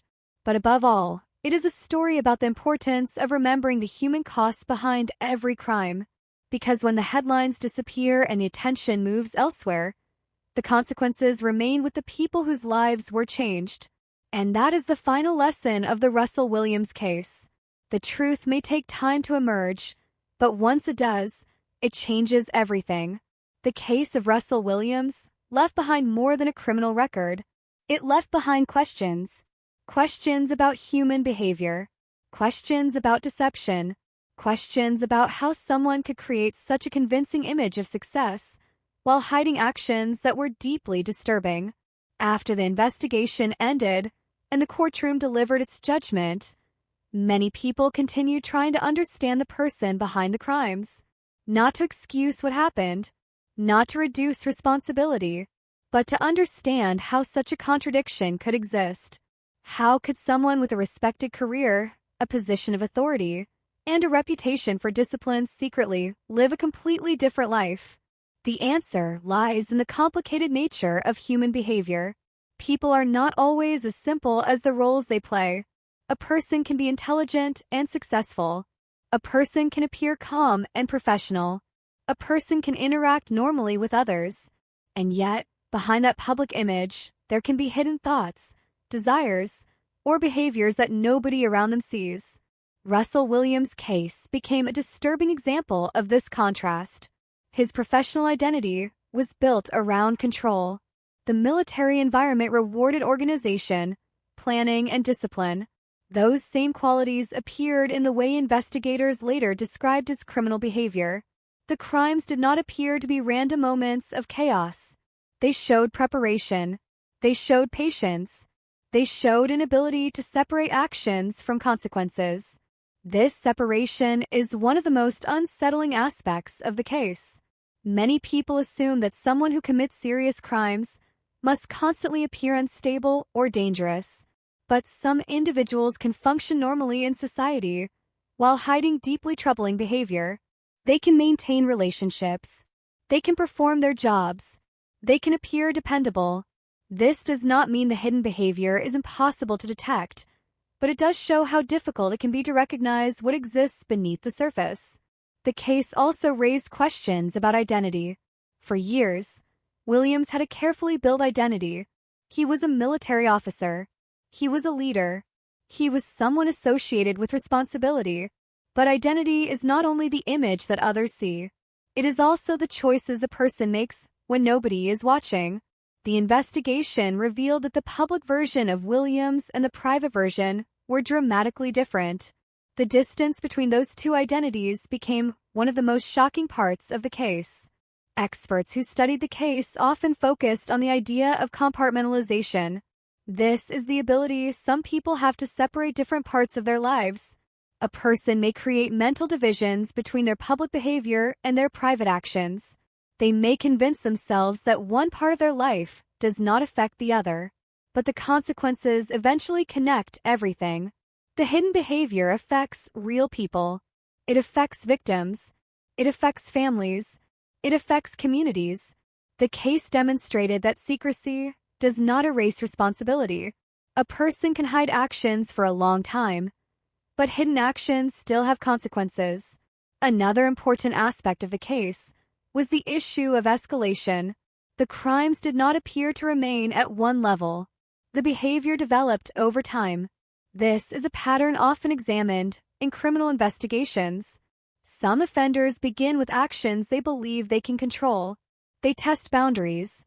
They cross smaller lines. Over time, those boundaries can move. The behavior can become more serious. The investigation into Williams showed why early warning signs matter. A small violation may not seem connected to a future serious crime, but patterns often reveal themselves only when examined together. One of the most difficult questions surrounding the case was whether people close to Williams could have known. Could anyone have recognized something was wrong? Could someone have seen a sign? These questions are natural after a shocking crime. People want to believe there is always an obvious warning. They want to believe dangerous behavior is easy to identify. But reality is more complicated. Many people who commit serious crimes are able to hide behind ordinary interactions. They know how to present themselves. They know what others expect to see. They understand social behavior. That ability to maintain appearances can make discovery extremely difficult. The Russell Williams case also became a lesson about authority and trust. Positions of power often create an assumption of character. People naturally connect success with reliability. They believe someone who has achieved a respected position must also be a good person. But a title does not define morality. A career does not reveal every part of someone's personality. A reputation can be carefully created. The case forced many people to separate the idea of achievement from the idea of integrity. True character is shown through choices, especially the choices made when there is no audience. The psychological questions surrounding the case remain part of its lasting impact. People continue to ask what allowed Williams to maintain his double life for so long. Was it ambition? Was it a desire for control? Was it the ability to hide unwanted parts of himself from others? The answers may never fully explain the person behind the crimes. Understanding behavior does not remove accountability. A person's background, personality, or psychology does not change the fact that choices were made. The victims experienced real harm. Their lives were affected by those choices. And that remains the central truth of the case. The story of Russell Williams is therefore not only a story about a criminal. It is a story about the complexity of human behavior, about the difference between appearance and reality, about how someone can be viewed one way by the world while hiding another side completely. It is a reminder that every person is responsible for their actions, regardless of their position, reputation, or success. Because in the end, the most important measure of a person is not the image they create. It is the impact of what they do. And in the case of Russell Williams, that impact left behind fear, pain, and unanswered questions that would continue long after the investigation ended. The case of Russell Williams did not disappear when the trial ended. The sentence was delivered. The legal process was complete. But the questions surrounding the case continued. For investigators, experts, and the public, the story became more than a criminal investigation. It became a lesson about hidden behavior, a lesson about the limits of appearances, a lesson about how difficult it can be to recognize danger when it exists behind a familiar face. The investigation revealed something deeply unsettling. The person responsible was not someone living outside society. He was not someone who immediately attracted suspicion. He was someone who had built a respected place within the community.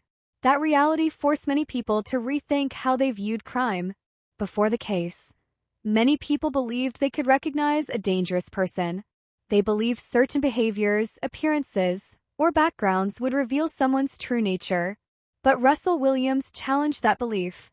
He showed that criminal behavior can exist behind confidence, success, and reputation.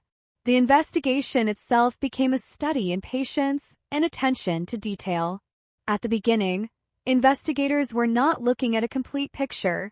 They were looking at separate pieces, individual incidents, individual reports, individual moments of concern. The challenge was understanding that those pieces were connected.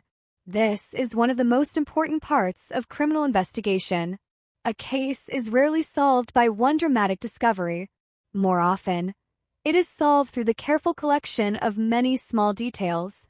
A timeline, a pattern, a connection, a piece of evidence that only becomes meaningful when placed beside everything else.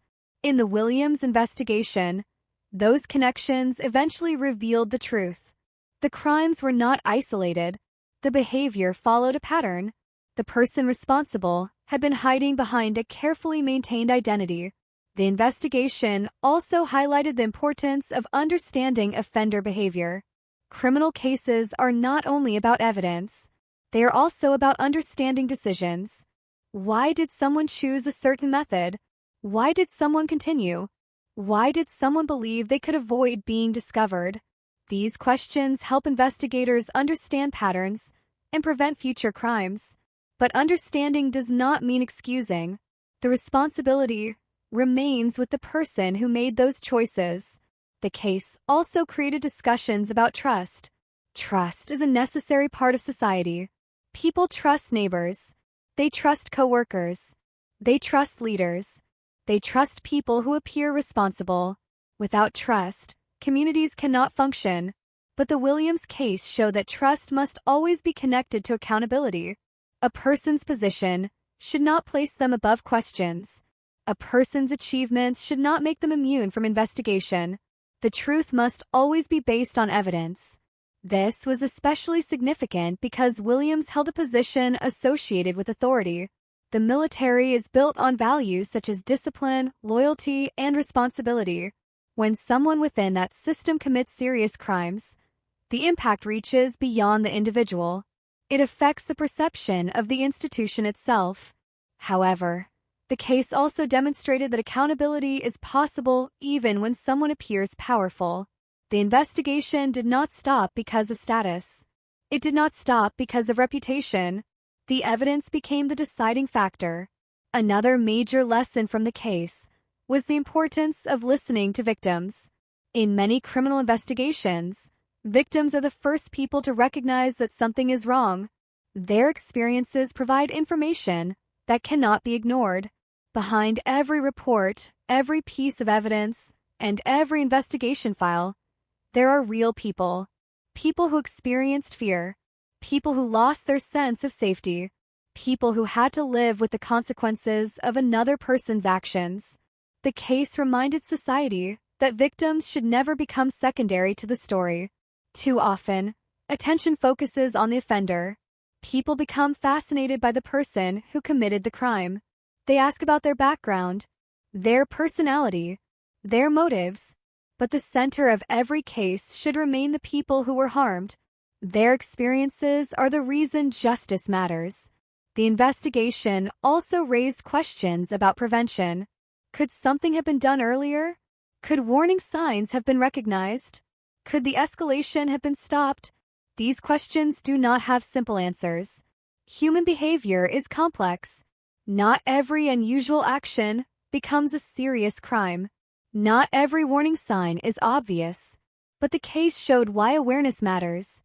It showed the importance of paying attention to patterns rather than isolated incidents. A single event may seem insignificant, but repeated behavior can reveal something much larger. The story of Russell Williams also changed how people viewed the concept of a criminal. It challenged the idea that criminals always look different from everyone else. It showed that someone can appear successful while hiding destructive behavior. This does not mean people should become suspicious of everyone around them. Instead, it means society must understand that appearances are incomplete. People are judged by their actions, not only by their image. Years later, the case remained a powerful example of how difficult it can be to understand what exists beneath the surface. The investigation uncovered a reality that many people never expected. A respected officer, a successful professional, a person with authority, was also someone responsible for devastating crimes. The contrast between those two realities became the reason the case remained so memorable. It was not only about what happened, it was about the discovery that the person behind the crimes had been hidden in plain sight. The lessons from the case continue to influence discussions about criminal behavior, investigation methods, and the importance of accountability. The story serves as a reminder that truth often requires patience. It requires evidence. It requires people willing to look beyond assumptions. Because sometimes the most difficult cases are not the ones where the offender is impossible to find. Sometimes the most difficult cases are the ones where the person responsible is someone nobody expected. When the truth about Russell Williams became public, the reaction across Canada was immediate and intense. People were not only shocked by the crimes themselves, they were shocked by the person connected to them. The name Russell Williams had once represented something very different. To many people, he represented achievement. He represented a successful military career. He represented someone who had reached a position of authority through years of work and dedication. But the investigation revealed a completely different reality. The contrast between the public image and the hidden truth became one of the most disturbing aspects of the entire case. For many Canadians, the story was difficult to process because it challenged a basic assumption people often make, that we can recognize who someone truly is. People believe that someone with a respected career, a professional reputation, and a position of leadership would naturally reflect those qualities in every part of life. But the case revealed that appearances can sometimes hide much more complicated realities. The public reaction was filled with disbelief. People who had followed Williams' career struggled to understand how someone they viewed as disciplined and reliable could be connected to such serious crimes. The image of the military officer created an even stronger sense of betrayal. A uniform carries meaning. It represents responsibility. It represents trust. It represents service. For many people, seeing someone associated with those values commit crimes created a feeling of disappointment and confusion. The case became a reminder that institutions are made up of individuals. A position does not automatically define a person's character. A title does not guarantee integrity. A reputation does not always reveal the complete truth. As more information became available, public attention focused on how Williams had managed to hide his actions for so long. People wanted to understand how someone could maintain a normal professional life while secretly committing crimes. They searched for explanations. They looked for signs. They questioned whether anything had been missed. This reaction is common after major criminal cases. When something shocking happens, people often look backward. They examine the past. They search for moments that might have revealed the truth earlier. They ask, was there something people should have noticed? Was there a warning that was ignored? Was there a moment when the situation could have changed? These questions are natural because people want to believe that serious crimes can always be prevented if the signs are clear enough. But reality is often much more complicated. Not every unusual behavior reveals future criminal actions. Not every hidden problem is visible to others. Some people are extremely skilled at maintaining appearances. They know how to behave in ways that match expectations. They know how to create trust. They know how to separate different parts of their lives. The Williams case became an example of that difficulty.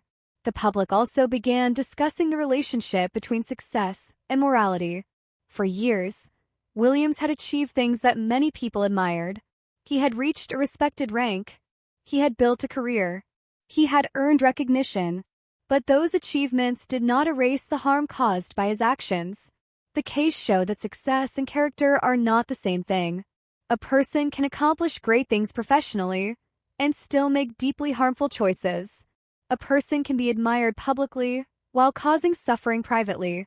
This was one of the hardest lessons for many people to accept. The case also created a wider conversation about trust in communities. People naturally rely on their understanding of others. They trust coworkers. They trust neighbors. They trust leaders. But trust depends on the belief that people are honest about who they are. The revelation about Williams damaged that sense of certainty. It reminded people that sometimes the person who appears most familiar may still have hidden aspects of their life. However, the case did not mean that everyone should become suspicious of those around them. Instead, it highlighted the importance of evidence and accountability. Judging someone only by appearance can be misleading, but ignoring concerning behavior can also be dangerous. The balance between trust and awareness became part of the larger discussion. The public also focused on the victims and their families.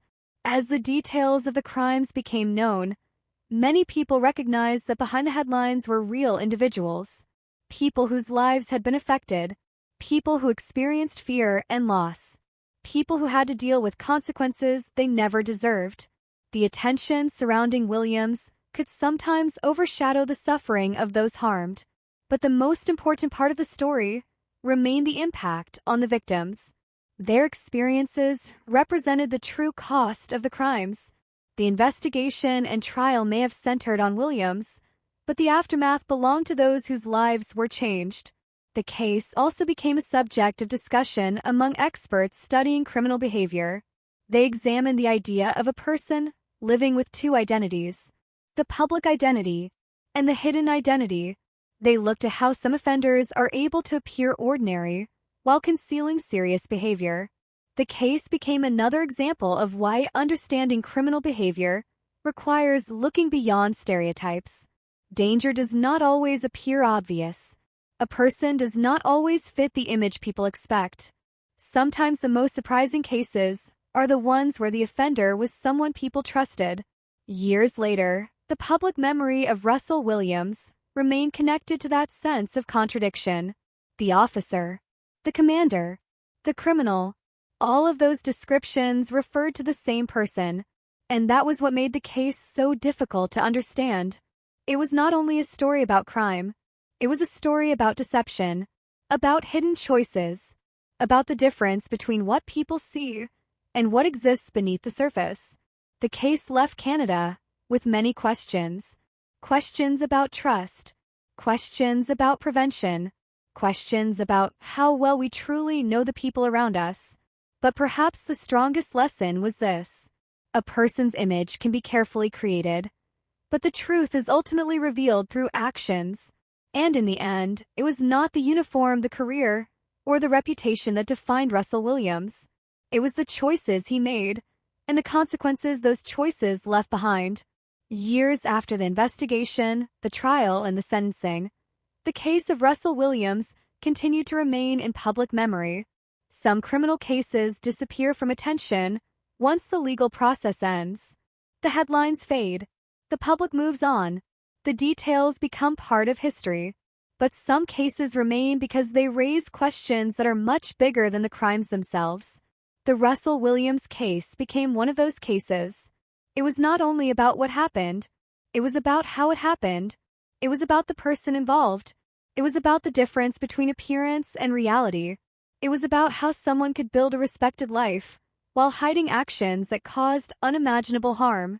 The story left behind a complicated legacy. For many people, the most disturbing part was not only the crimes. It was the realization that the person responsible had lived among others as someone they trusted. He had a career. He had status.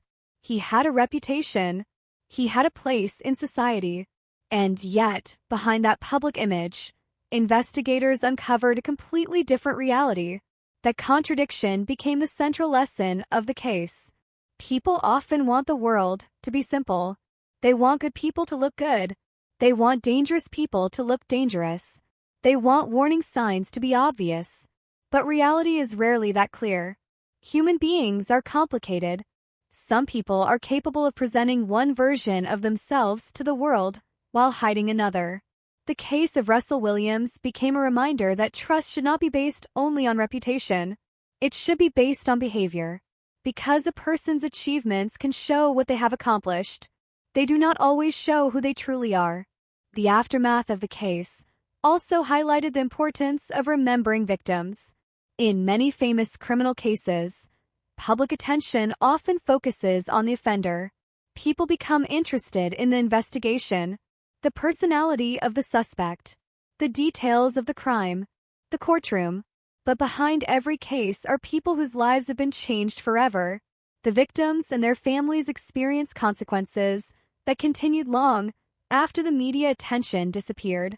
For them, the case was never just a story. It was a painful reality. It was fear. It was loss. It was the challenge of rebuilding a life after something traumatic. That is why the most important part of any true crime story is not the person who committed the crime. It is the people affected by it, their experiences, their strength, their ability to continue despite what happened. The case also changed how many people viewed the idea of criminal investigations. It showed that solving complex cases requires more than finding evidence. It requires understanding patterns. It requires patience. It requires investigators to look beyond what appears obvious. In the beginning, investigators often do not have the complete picture. They have fragments, small pieces, individual events. The challenge is recognizing when those pieces belong together. The Williams investigation demonstrated how important that process can be. The truth was not revealed because of one simple discovery. It was revealed because investigators continued searching, continued questioning, and continued connecting information until the hidden pattern became impossible to ignore. The case also became part of a larger conversation about people in positions of authority. Society often gives additional trust to those who hold respected roles. Military officers, leaders, professionals, people with responsibilities. But authority should never replace accountability. A position does not make someone incapable of wrongdoing. A title does not guarantee character. The case reminded people that everyone must ultimately be judged by their actions, not their appearance, not their reputation, not their achievements. The story of Russell Williams also demonstrated the importance of accountability within institutions. When someone with power or status commits crimes, the response cannot be based on protecting an image. The priority must always be the truth, the protection of victims, and the pursuit of justice. The case became a painful example of what happens when someone uses trust as a shield. But it also showed that eventually, hidden actions can come to light. No matter how carefully someone tries to separate their public life from their private behavior, consequences remain. The investigation exposed what had been hidden. The court established responsibility, and history remembered the impact. The psychological questions surrounding the case continued long afterward. People wonder how someone could maintain such a controlled image. How could someone appear so ordinary while hiding such disturbing behavior? There may never be one simple explanation. Human behavior is influenced by many factors: personality, choices, environment, individual decisions. But one truth remains clear. Understanding why a crime happens does not remove responsibility for the crime. Explanation is not the same as justification. The victim suffered because of choices made by another person. Those choices had consequences. The case also became a reminder about the importance of awareness. Not fear, not suspicion of everyone, but awareness. The understanding that people are more complex than the images they present. that trust should exist alongside responsibility, that communities are strongest when people are willing to recognize problems and seek answers. The name Russell Williams became permanently connected to a story of deception and betrayal. But the final meaning of the case is not only about one person. It is about the lessons left behind, lessons about investigation, lessons about accountability, lessons about the importance of remembering victims, and lessons about the reality that sometimes the most shocking truths are hidden behind the most familiar faces. The case remains a reminder that the truth may be delayed, but it has a way of emerging. A reputation can be built over years. A public image can be carefully maintained, but actions reveal reality. And in the end, it was not the uniform, the achievements, or the reputation that defined Russell Williams. It was the impact of his choices. And that impact continues to be remembered as one of the most unsettling criminal stories in Canadian history. The story of Russell Williams did not end when the courtroom reached its decision. The sentence marked the conclusion of the legal process, but it did not erase the questions, the emotions, or the impact left behind. Some cases remain in public memory because of their unusual circumstances. Others remain because they reveal something deeply uncomfortable about human nature. The Russell Williams case became one of those rare cases that people continue to discuss because it challenged the way society understands trust, identity, and deception. It was a story about a person who appeared to represent discipline and responsibility, but was later exposed for actions that completely contradicted that image. That contradiction became the reason the case continued to attract attention. The public had to accept that the person they saw was only one part of the story. The respected officer, the successful commander, the person who seemed dependable. All of these images existed, but they existed alongside another reality that was hidden for years. The case became a powerful reminder that people are often judged by what they show to the world. Their career, their achievements, their reputation, their position. But those things do not always reveal what happens away from public attention. The aftermath of a case forced many people to think differently about the idea of knowing someone. How well can we truly know another person? How much of someone's life is visible? How much remains hidden? These questions do not have easy answers. Every person has private thoughts, private struggles, and private experiences. Most people live consistent lives where their public identity and private identity match. But cases like Williams show that sometimes a person can create a separation between those two worlds. A person can appear one way while behaving another way. That was one of the most disturbing aspects of the case. The investigation did not reveal someone who was completely isolated from society. It revealed someone who was part of society, someone who interacted with others, someone who had earned trust. The case also changed the way many people viewed the concept of authority. When someone holds a respected position, society often gives them an additional level of confidence. People assume that responsibility in one area of life reflects responsibility in all areas. But the case showed that professional success does not automatically equal personal integrity. A person can be skilled at their job. They can achieve recognition. They can appear organized and controlled, but character is revealed through choices, especially choices made when there is no pressure to perform for others. The story also highlighted the importance of looking at behavior rather than reputation. Reputation is created through what people see. Behavior reveals who someone truly is. The difference between the two became central to understanding the case. Williams had built a reputation over many years, but the investigation uncovered behaviors that existed outside that reputation. This contrast created a lasting sense of betrayal for many people who followed the case. They were not only reacting to the crimes, they were reacting to the collapse of an image they believed was real. The case also left an impact on discussions about criminal prevention. People wondered whether earlier signs could have been recognized. They wondered whether certain behaviors should have raised concerns. These questions are common after serious crimes. People naturally search for a point where things could have changed, a moment where someone could have intervened, a moment where the outcome could have been different. But these questions are often difficult because criminal behavior is rarely simple. There is usually no single explanation. There is no single moment that explains everything. Instead, there is often a combination of decisions, opportunities, and circumstances. The case also reinforced the importance of victims being remembered. In stories involving notorious offenders, public attention can sometimes become focused on the person who caused harm. People become interested in their background, their personality, their motivations. But the true center of the story should always remain the people affected, the victims, their families, the people whose lives changed because of another person's actions. The consequences of crime are not limited to the courtroom.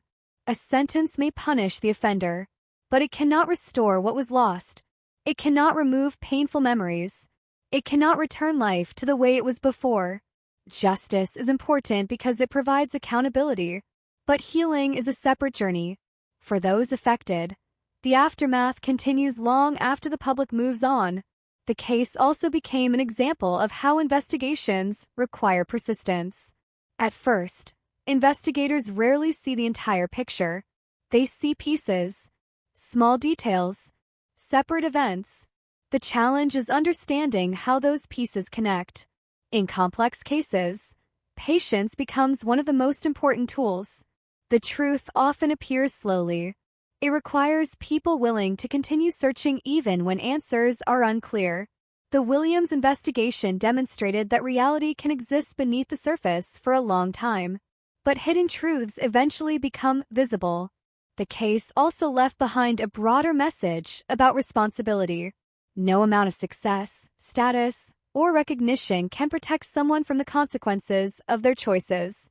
A person's position may influence how others see them, but it does not change the reality of their actions. The final legacy of the Russell Williams case is therefore not only the story of a crime. It is a story about the importance of looking deeper, about understanding that people can be complicated, about recognizing that appearances are not always complete, and about remembering that behind every criminal case are real lives affected by the choices of others. The case remains one of the most unsettling examples of how someone can build an image of trust while hiding a completely different reality. It serves as a reminder that the truth may remain hidden for a time, but it does not disappear. Eventually, actions reveal what words and appearances cannot, and when the truth finally emerges, it changes everything. When the story of Russell Williams is remembered today, it is easy for the public conversation to focus on the shocking details of the crimes, the investigation, and the downfall of a once respected figure. But the true ending of this story is not about the offender. It is about the people whose lives were affected. It is about the victims. It is about the families who carried the pain long after the headlines disappeared. It is about the communities that had to process the reality that someone they viewed as ordinary had been hiding a disturbing secret. The final chapter of any crime story is not written when the suspect is identified.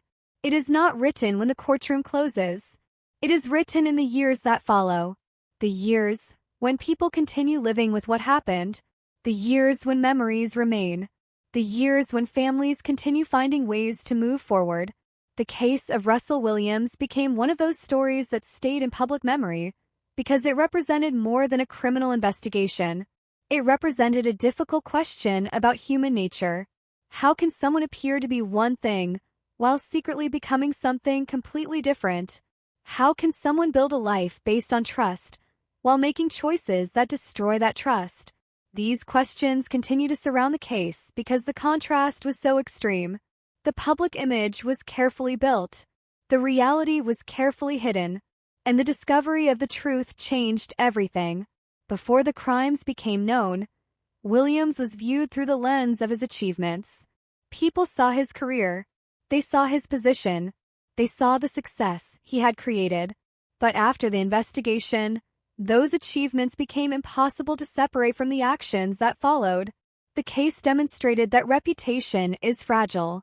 A person can spend years building an image, but a series of choices can completely redefine how history remembers them. The story also became a reminder that victims should never disappear behind the name of the person responsible. In many famous cases, the offender becomes the focus. The media examines their background. The public debates their personality. People search for explanations. But the most important part of any crime is the human cost. The victims were real people. They had hopes, dreams, families, plans for the future. Their lives were not defined by what happened to them. They were individuals whose stories mattered before the crimes ever occurred. Remembering them is an important part of understanding the case. Because behind every investigation file, every courtroom argument, and every news report, there are human beings. People who experienced fear. People who experienced loss. People who had to face something they never should have faced. The aftermath also showed the importance of accountability. Justice cannot undo the past. It cannot bring back what was lost. It cannot remove every painful memory. But justice serves an important purpose. It recognizes responsibility. It confirms that actions have consequences. It gives victims and families the acknowledgement that their suffering was seen and taken seriously. The case also left behind lessons about trust. Trust is essential in everyday life. People trust those around them because society depends on cooperation. People trust coworkers. They trust neighbors. They trust leaders. But trust must always exist alongside awareness. The story of Russell Williams showed that a person's public identity may not reveal every part of who they are. This does not mean people should live in constant suspicion. It means society must understand that appearances are not always complete. A person's true character is revealed through consistent actions, through choices, through how they treat others when there is nothing to gain. The investigation also showed the importance of persistence. Many criminal cases are not solved because of one dramatic moment. They are solved through determination, through careful examination, through connecting details that initially seem unrelated. The truth often appears slowly, but patience and evidence can eventually reveal what was hidden. The case became an example of how investigators must look beyond assumptions. A person's status cannot determine guilt or innocence. A person's reputation cannot replace evidence. Facts must always guide the search for truth. Years later, the name Russell Williams remains associated with one of the most unsettling criminal cases in Canada. But the lasting message of the case is not only about the offender. It is about the warning signs of hidden behavior. It is about the importance of protecting victims. It is about recognizing that every action has consequences. The story also reminds society that people are more complex than the images they present. A person can appear successful. A person can appear trustworthy. A person can appear responsible. But those qualities must be supported by actions. Because in the end, a person is not defined only by what others believe about them. They are defined by what they choose to do. The legacy of a case is therefore a painful one.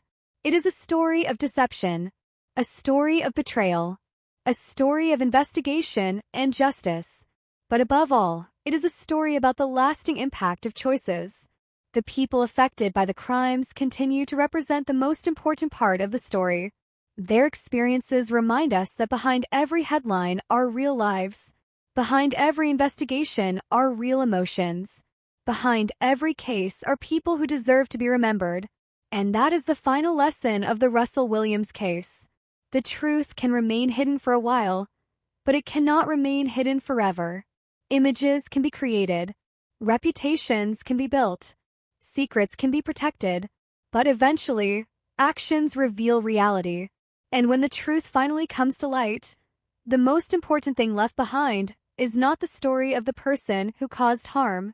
It is the memory of those who endured it, the lessons learned from it, and the commitment to never forget the human lives behind the case. Even after the investigation ended, even after the courtroom delivered its final decision, the story of Russell Williams continued to remain in the minds of many people. Some cases become historical records, others become lessons. This case became both It was remembered not only because of the seriousness of the crimes, but because it forced people to examine difficult questions about trust, identity, and the hidden parts of human behavior. The most unsettling aspect of the case was not simply that a crime occurred. Crime exists throughout history. What made this case different was the person behind it. The contrast between the public image and the private reality created a sense of disbelief that lasted for years. A person who appeared disciplined, a person who appeared responsible, a person who had achieved a position that required confidence from others. And yet, behind that image, there was another reality that few people could have imagined. That contradiction became the lasting symbol of the case. The story showed that people are often more complicated than the roles they play. A uniform can represent responsibility. A career can represent achievement. A reputation can represent trust. But none of those things alone reveal everything about a person. The choices someone makes when they are not being watched often reveal far more than the image they present to the world.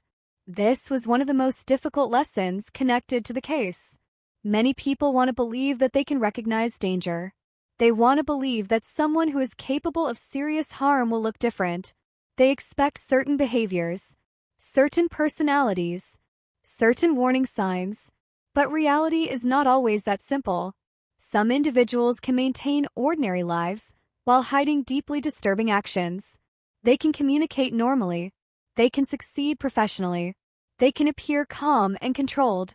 That does not mean hidden behavior is impossible to discover. It means understanding people requires looking beyond appearances. The case also demonstrated the importance of personal responsibility.